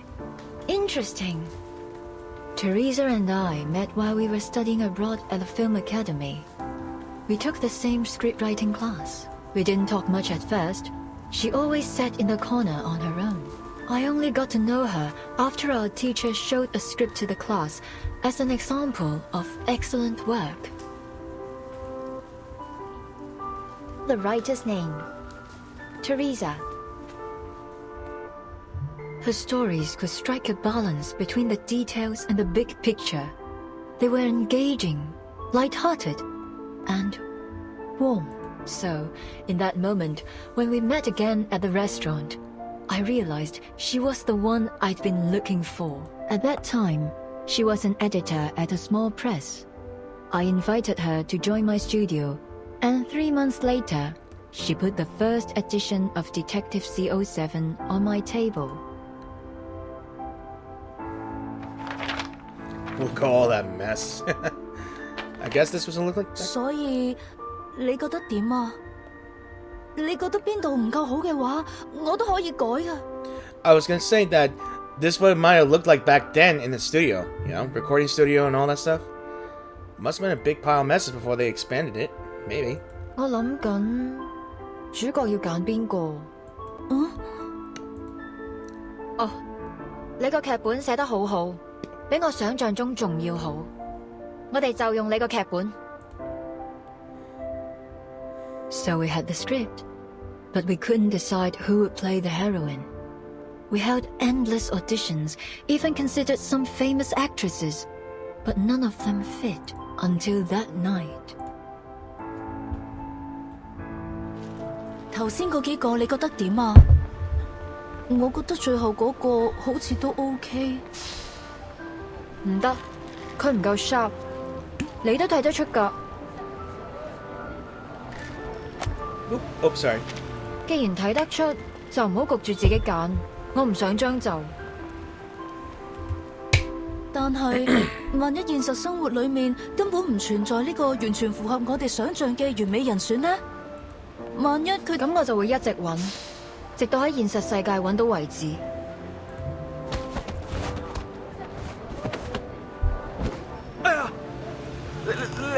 你喐手腳做咩啊？我就係喐手喐腳啊！點啊？死鹹豬手！呢度仲唔快啲啦 Oh, I didn't realize that she'd actually kept going. 你睇住嚟啊！我唔會放過你㗎。After throwing out a few uninspired threats, the hooligans flee in disgrace. Behind the door, a worried face peeks out. 哎呀，大鑊啦！今次嗰兩個古惑仔附近出晒名。佢哋肯定會翻嚟報仇㗎。我知你睇唔慣佢哋對個靚女鹹豬手，但係人哋都唔出聲啦，你嬲咩啫？你咁搞法之後我點做生意啊？唉，今鋪真係俾你累死啊，阿星！得啦，事頭，我走，佢哋再嚟就叫佢哋嚟揾我。And there is Qi Xing back then. Wow. 嗱，鋪頭鎖匙啊！你記得早啲嚟開門啊，唔係啲熟客等到戇居居。阿星，你 The restaurant owner resigns to taking the key in silence. Without a backward glance, the girl steps down from the door, only to be quickly stopped. 睇嚟你啱啱失業喎。邊位啊？關你咩事啊？我有份工介紹俾你，你對做戲有冇興趣啊？ First steps, huh? Ah Sing was surprised when I made the offer. She said she needed to think about it, so Teresa gave her a copy of the script. The next day, she knocked on our door and took the offer. Later, we learned that Ah Sing was born into a poor family. Her father was in prison, and her mother had mental issues. She'd been the breadwinner for the family since she was a kid. Her father's reputation would often get her into trouble, so usually she was either on the way to a job or to a fight. As memories surface, Noire lets out a sentimental smile. The CO7 you saw always had a confident smile on her face, but in actual fact, Ah Sing almost never smiled at the beginning. An actor should learn to commit to the moment in front of the camera and come back to reality behind it. But Ah Sing didn't. She didn't come back to reality. She's never once stopped playing the role of CO7 since then. 24 hours a day, 7 days a week. She started to smile the way CO7 smiled. She went from brash and reckless to sly and methodical, just like CO7. The deputy chief and the BAU made a mistake. Ah Sing has not confused herself with her character. After all these years in the movie industry, I've seen a lot of actors get carried away by the glitz and glamour of their characters, but Ah Sing is different. She values CO7 even more than herself, so much so that, ultimately, it eclipsed her own consciousness.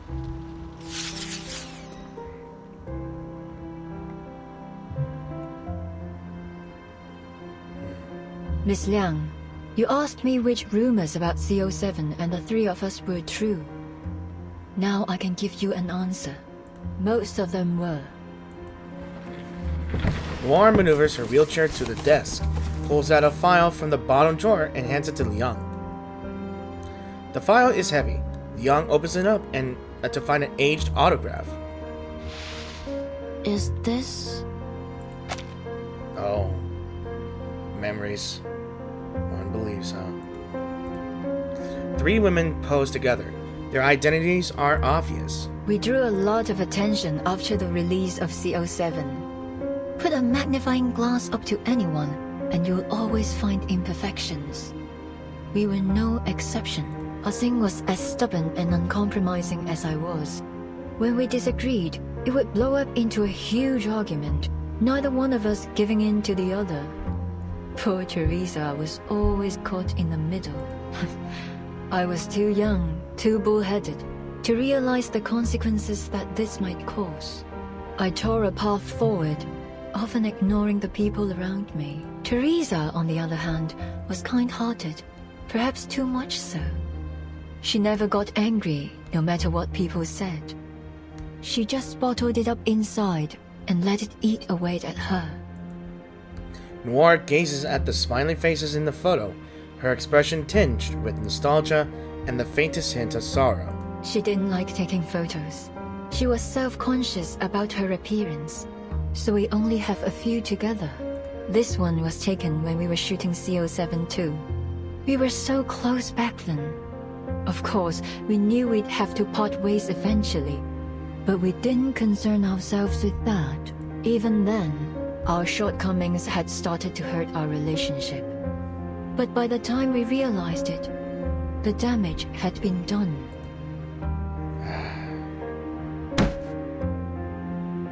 唔得，呢個結局太離譜啦！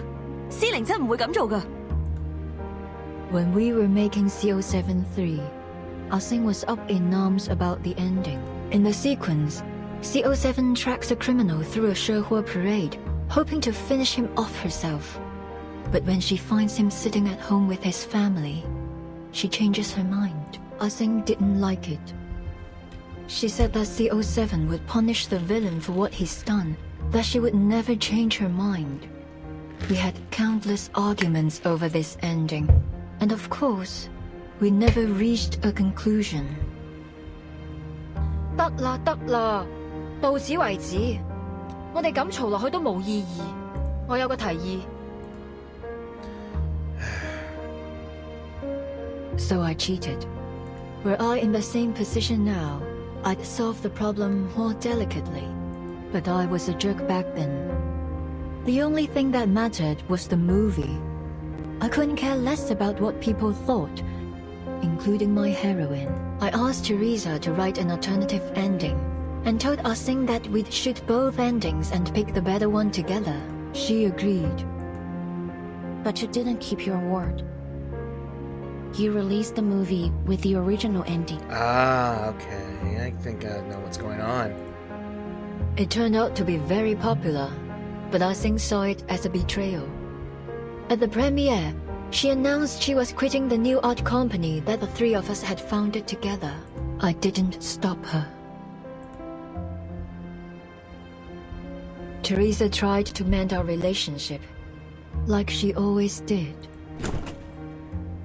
我寫咗個新劇本，唔係C07續作，係全新嘅故仔啊！如果你哋覺得有意思嘅話，我哋下一部戲可以拍佢啊！我自己拍咗部片花，雖然好簡單，可能拍得唔係幾好，但係可以嘅話，我哋一齊睇啊！ It was her proof of concept for a reunion of the Three Swallows. That's where it begins. I knew Teresa had always wanted to put an end to the CO7 series and write something she was really passionate about. Perhaps she thought a new story would help Ah Xing move away from CO7 and become herself again. Okay, just a thought here. If she wrote the reunion of the Three Swallows, are the Three Swallows Teresa, Noire, and Qi or Qi Xing? Maybe it's probably a film or a short film about something to mend the broken relationship between the Three Swallows. I don't know. Just a thought. Unfortunately, when she came to show us the script, Ah Xing and I were in the middle of a fight. 唔使啦，我唔會再同你哋拍戲。阿星，等陣啊！ Ah Xing had always been kind to Teresa, but on that day, she pushed her out of the doorway and stormed off. Well, as I said, I was a jerk. I flipped through her script, and a flurry of harsh words left my mouth. Big mistake. 點解仲係上次嗰個類型㗎？我咪講咗咯，呢種故事唔啱你寫啊！ It doesn't have to be her strong suit, it's what she wanted to write. Yeah. I guess that really hurt her, you know? The script, along with the reel, is shoved back into Hui Jin's hands without a second glance.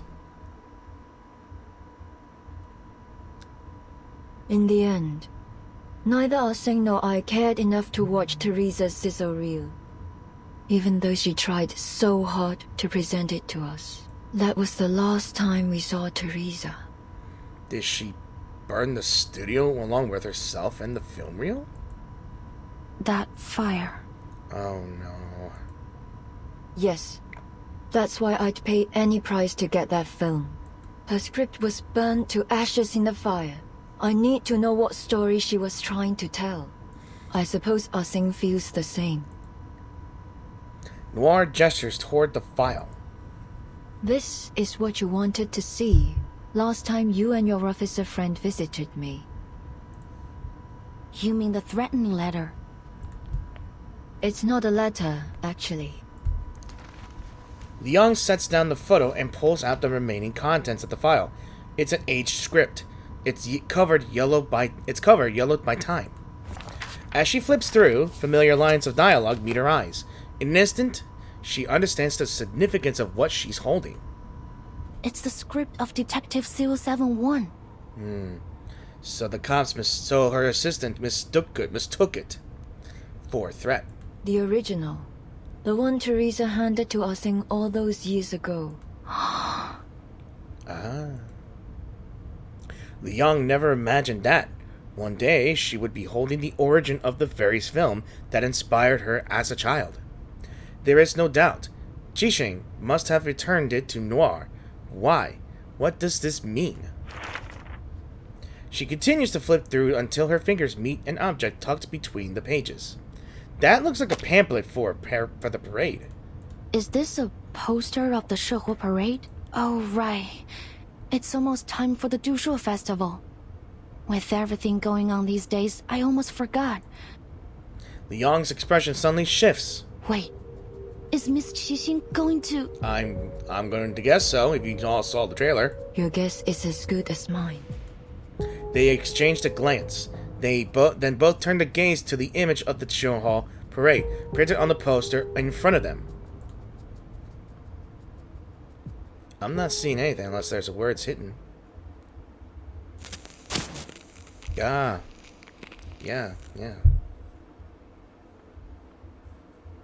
Alright. Looks like we got another one. The Joy of Dushuo. Chinese TV news clips featuring the warm-up for the Chinatown Shehuo Parade. Let's watch it. Chinese TV news segment Shehuo Parade. Our reporter brings you an exclusive frontline update.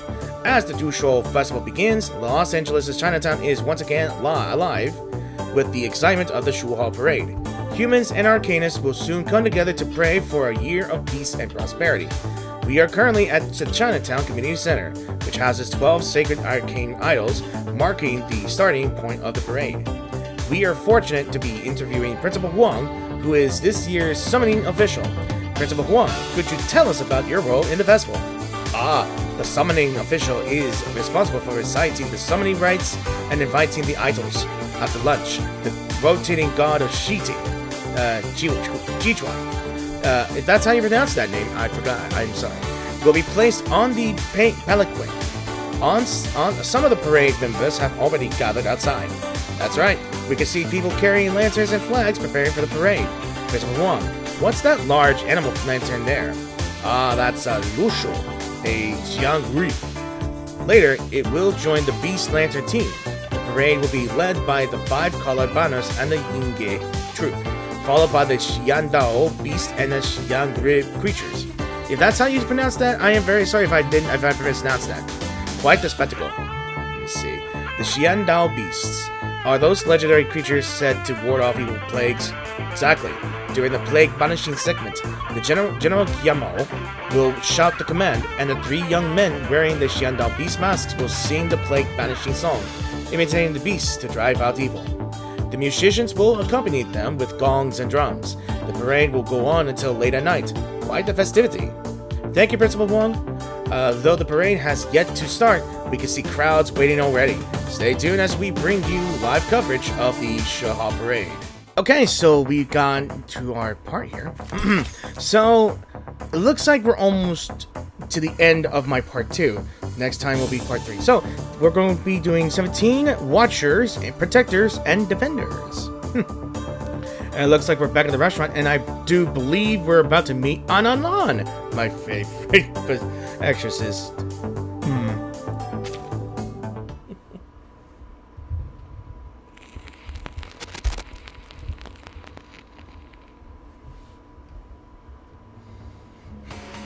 Wow, look at all these people! Oh, we should have come earlier. I can hardly see a thing from here. Deranged man, huh? And whose fault is that? You are the one who took ages to get ready. Anyway, at least we haven't missed much. Looks like it just started. Yeah, look at all that. Can y'all imagine being in a place like this here during a festival? Y'all would have had a good time. I heard there's a new event this year. I wonder what it is. Not an event. A film crew is shooting a scene during the parade.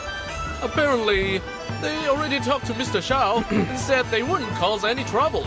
Let's go check it out. Maybe we can get into one of the shots. This is the busiest time of year in Chinatown. The streets are filled to the brim. But for those with keen eyes, some outliers can be spotted among the crowd. This is C2. All clear. Copy. Group C, all clear. No sign of target. All units, stay in position. Alright, I have to ask y'all, whoever's watching this video here, I don't know if you guys have ever attended some event like this in Chinatown or anything really. But I would love to hear y'all's story, or at least just a small description of it. I bet it will be fun, and I bet it can be dangerous. I don't know. Crowded places in a busy street like this? I cannot imagine. Wonder how the Vigil girl and Eldon are doing.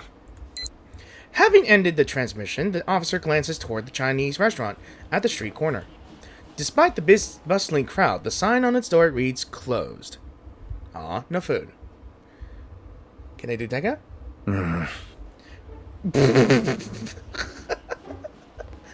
I cannot.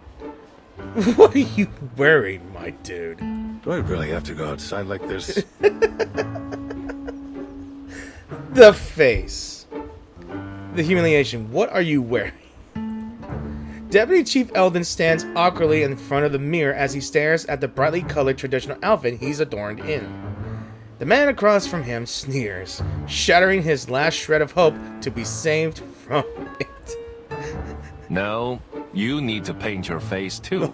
I'm not gonna let you join the parade looking like a weirdo. I'm sorry.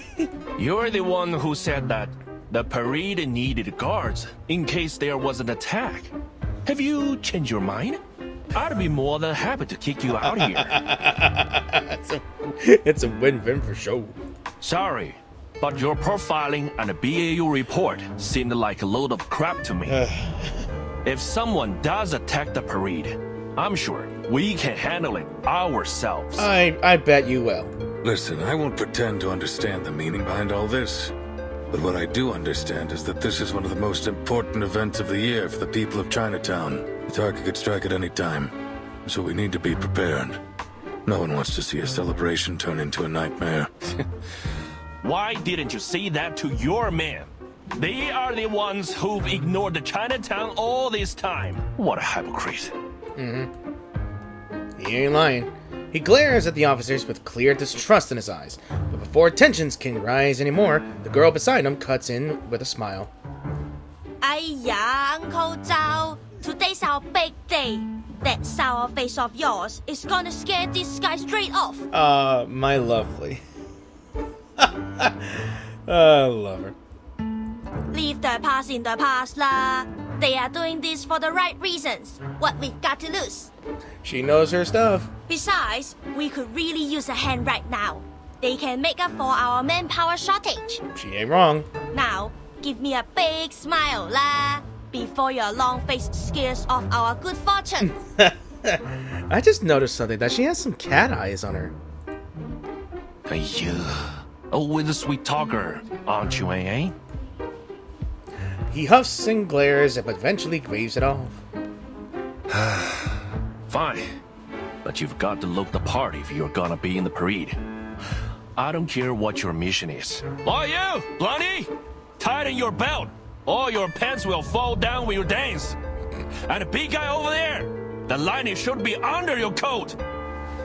The famed Chinatown investigator yells corrections to the officers as they do their best to don the traditional attire. His tone is sharp, but surprisingly patient. Seeing his old friend much mellowed from before, Eldon removes his garish headpiece and turns to Anan. Thanks for all your help, Miss Lee. We never would have been able to join the parade unnoticed if you hadn't persuaded the residents to cooperate with us. You are welcome lah, sir. Even though I only came here a few months ago, I've already gotten pretty close to the residents. So, it was pretty easy to convince everyone.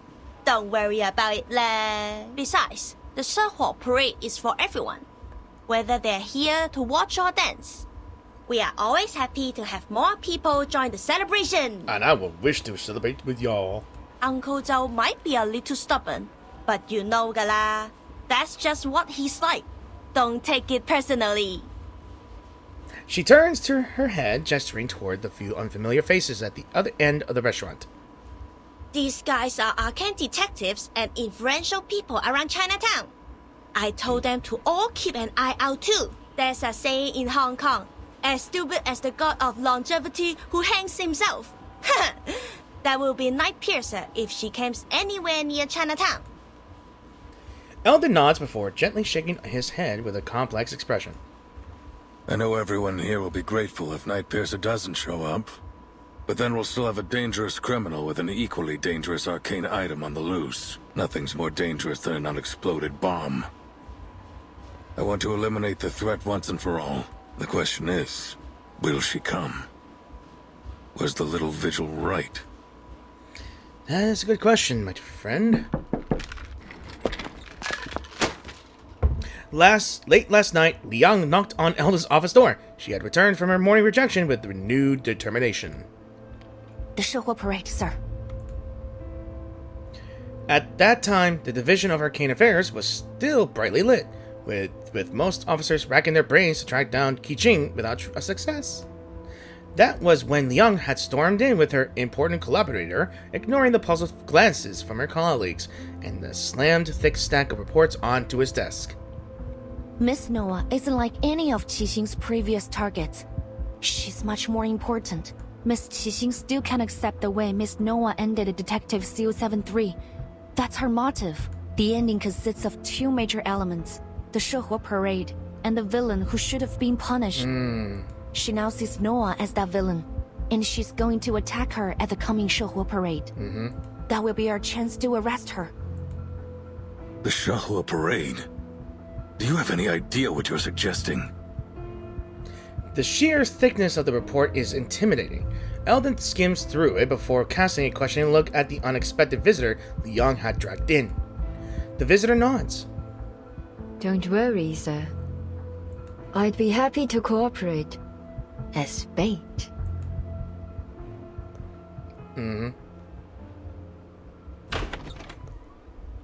Xing will come.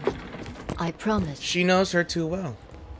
The sound of the back door opening breaks Eldon's thoughts. He looks up to see Poirier pushing Noire's wheelchair inside, Loggerhead following closely behind. As far as I can remember, she's never been late to anything. Heath, why aren't you dressed up? I've been looking forward to it all day. He did, but you missed him. Wow, so many people. I'll make sure I capture some great memories of this. And I hope you don't lose them. Wall remains her usual unruffled self, while Poirier teases her colleagues, and Loggerhead eagerly looks around. Eldon sighs and rubs his forehead. I understand that the festival atmosphere is exciting, but you ladies need to remember that we're not here to celebrate. There's a tough fight ahead of us. Poitier, you sure you're healed up? Of course, Chief. You've approved my participation in this operation. It's too late to take it back now. Eldon looks her over. Clearly she's alive and well, but he still carries a concern on his face. Eventually he sighs and nods. What about Miss Latham? You've been proven innocent, and I heard the Foundation told you to await orders. There's no reason for you to be here. Eldon's words draw everyone's attention to Loggerhead. Her head twitches slightly. Yeah, but it'd be weird to stay in my room alone when everyone's out here. Don't you think? Anyway, I'm waiting for Scott to wake up from her coma. I want to ask her why she stole from the Foundation and pinned it on me. Have you already forgotten? I forgot, you have amnesia. I need to know what she thinks about me and our friendship. If I let you guys do all the work while I just wait in my room, I won't be able to question her without feeling insecure. I know I might not be all that helpful, but I'll do everything I can. She's a sweet camera. The camera lens almost seems to flash with something resembling a plea. Miss Latham's being modest. As a staff member of the Arcanum Containment Department, she knows how to deal with that film reel better than any of us. She may forget things, but she still has a wealth of knowledge. Her experience might just make the difference between failure and success. All right. You've got a point. Miss Latham, thanks for lending us your expertise. Eldon finally nods. Loggerhead lights up. Great! Just leave it to me. I can deal with the film. I've rewatched all my related memories, so I remember every detail, even down to the scratches on its surface. With Loggerhead officially permitted to join, the final member of the operation team is the last to arrive. There you are. And there she is with her traditional outfit and her Inside 3 or 2 outfit already. And ready to summon her companion with just a speed dial away. And I just realized that her keychain is her handcuffs. Everyone was gone when I left the changing room. I thought something was... Yes? What's wrong? That was weird. Wow, the costume fits you so well. Fancy, whoa. It doesn't even look like a costume. Much fancier than that. No, I believe it might be some sort of traditional garment for summoning her beast. You are like the best parade dancer I've ever seen. There's no way the Nightpiercer will spot you. Look at her, Uncle Zhao. So cool, huh?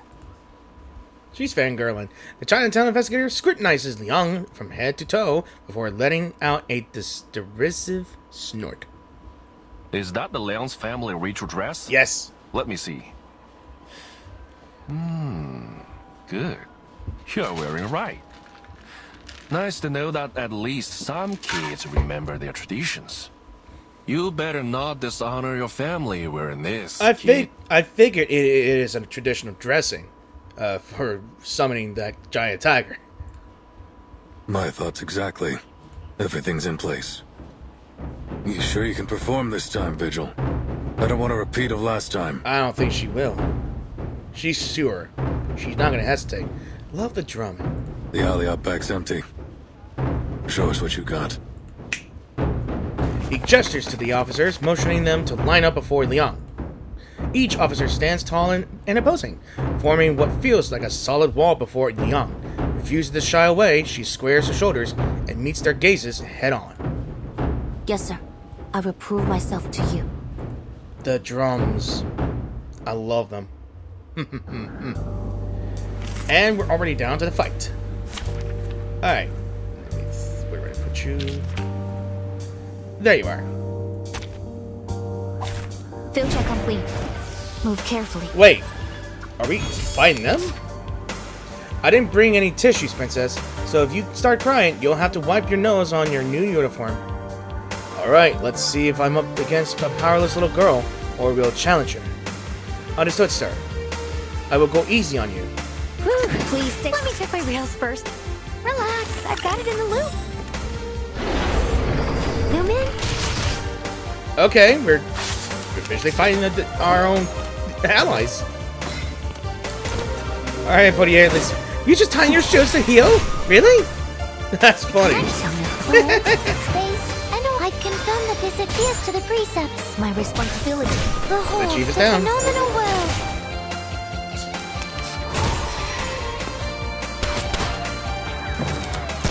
Okay. Please stay behind me. Alright, let's see. 强梁既出，王有不为。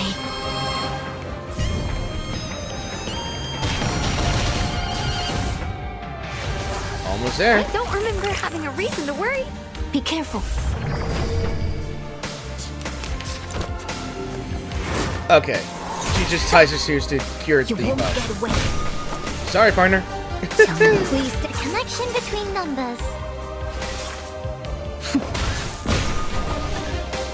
Okay. What I figured on this the bottom right of this thing, it's probably something that deals with when she does use her ultimate. And, which, there's like two sides of the color. There's green and red. I guess it does something, for damage, I guess. I don't know. Oh, alright, stop. Or at least I, acknowledge you now. Not bad. Good, looks like she wasn't just all talk. Sorry, I did my best to restrain myself. If this had kept up, we'd have been exhausted before the real suspect even showed us up. Case closed. I'll be sure to write a report and put it on your table. Thank you. Alright, so After several rounds of trials, Liang remains standing, her expression firm and determined, her gaze burning with resolve, satisfied. Elder nods. Looks like I've got nothing to worry about. You ready, kid? Finally. He rolls up his sleeve and checks the time on his watch. Parade's starting soon. I'll go get dressed. The rest of you... I need to talk to Miss Liang. Could you give us a moment? Don't be late. The portiere glances at them before following the others back inside. The alley suddenly feels empty. Liang waits quietly for Noire to speak, but she never does. She simply stares at the distant lights, as if the revelry and noise belonged to another world. Eventually, Liang can wait no longer. Why me, Miss Noire?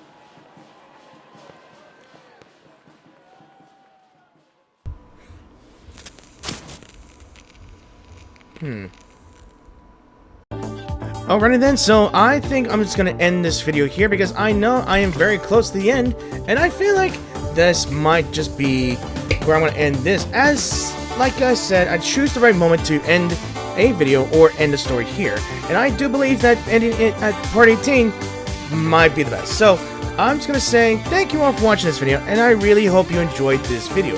If you did enjoy this video, please give this video a like or a dislike. Any comments will be extremely helpful, and I want to know what you think of the video so far, and the chapter so far as well. Did you enjoy the plot twist? Did you enjoy the moment of truth? Anything really tickles your fancy? Let me know in the comment section down below. And if you guys are new to the channel, please be sure to click the subscribe button if you enjoyed my narration, my commentary, my gameplay in general, my content, my casual vibes and cozy vibes if you want it to be like that, and the content that I make most of the time. I'm just very happy that you took a look at my videos and take a peek at my other videos on my channel and see what you think about it, and I hope you like them, because I really would love y'all's support. If you do support my channel, and I'd be grateful, I'd be honored to have you just take a look at my channel. Like I mentioned before, I hate rambling to myself and I don't like repeating myself, but what can I say? I'm just happy that I got almost 400 subscribers, or is it 100, 300, past 55, or 360. I've been happy here. I think I am close to nearing my year anniversary of being a YouTuber here. Not very famous, not being able to monetize my videos, but I'm just happy to showcase my content and how I feel about making videos like this for most of the time. I'm not sure if I wanted to do this as a career, but I'd rather do it as a hobby. But if it comes down to it, I will pour my heart out into making these videos. And I really do enjoy playing these games or streaming them on Twitch, maybe. But I haven't had the time for it because I had a good games on my console, but I'm pretty sure it was still on Alan Wake, and I don't think I have any content made from Alan Wake, because I know that my voice will not go through the game chat, and I feel like it's not good enough for me. So again, I will be on part 18, the law of causation, in the next video, and I believe it will be the finale. So again, thank you for watching, and I will see you guys in the new video. So peace out, and I hope you guys have an awesome weekend.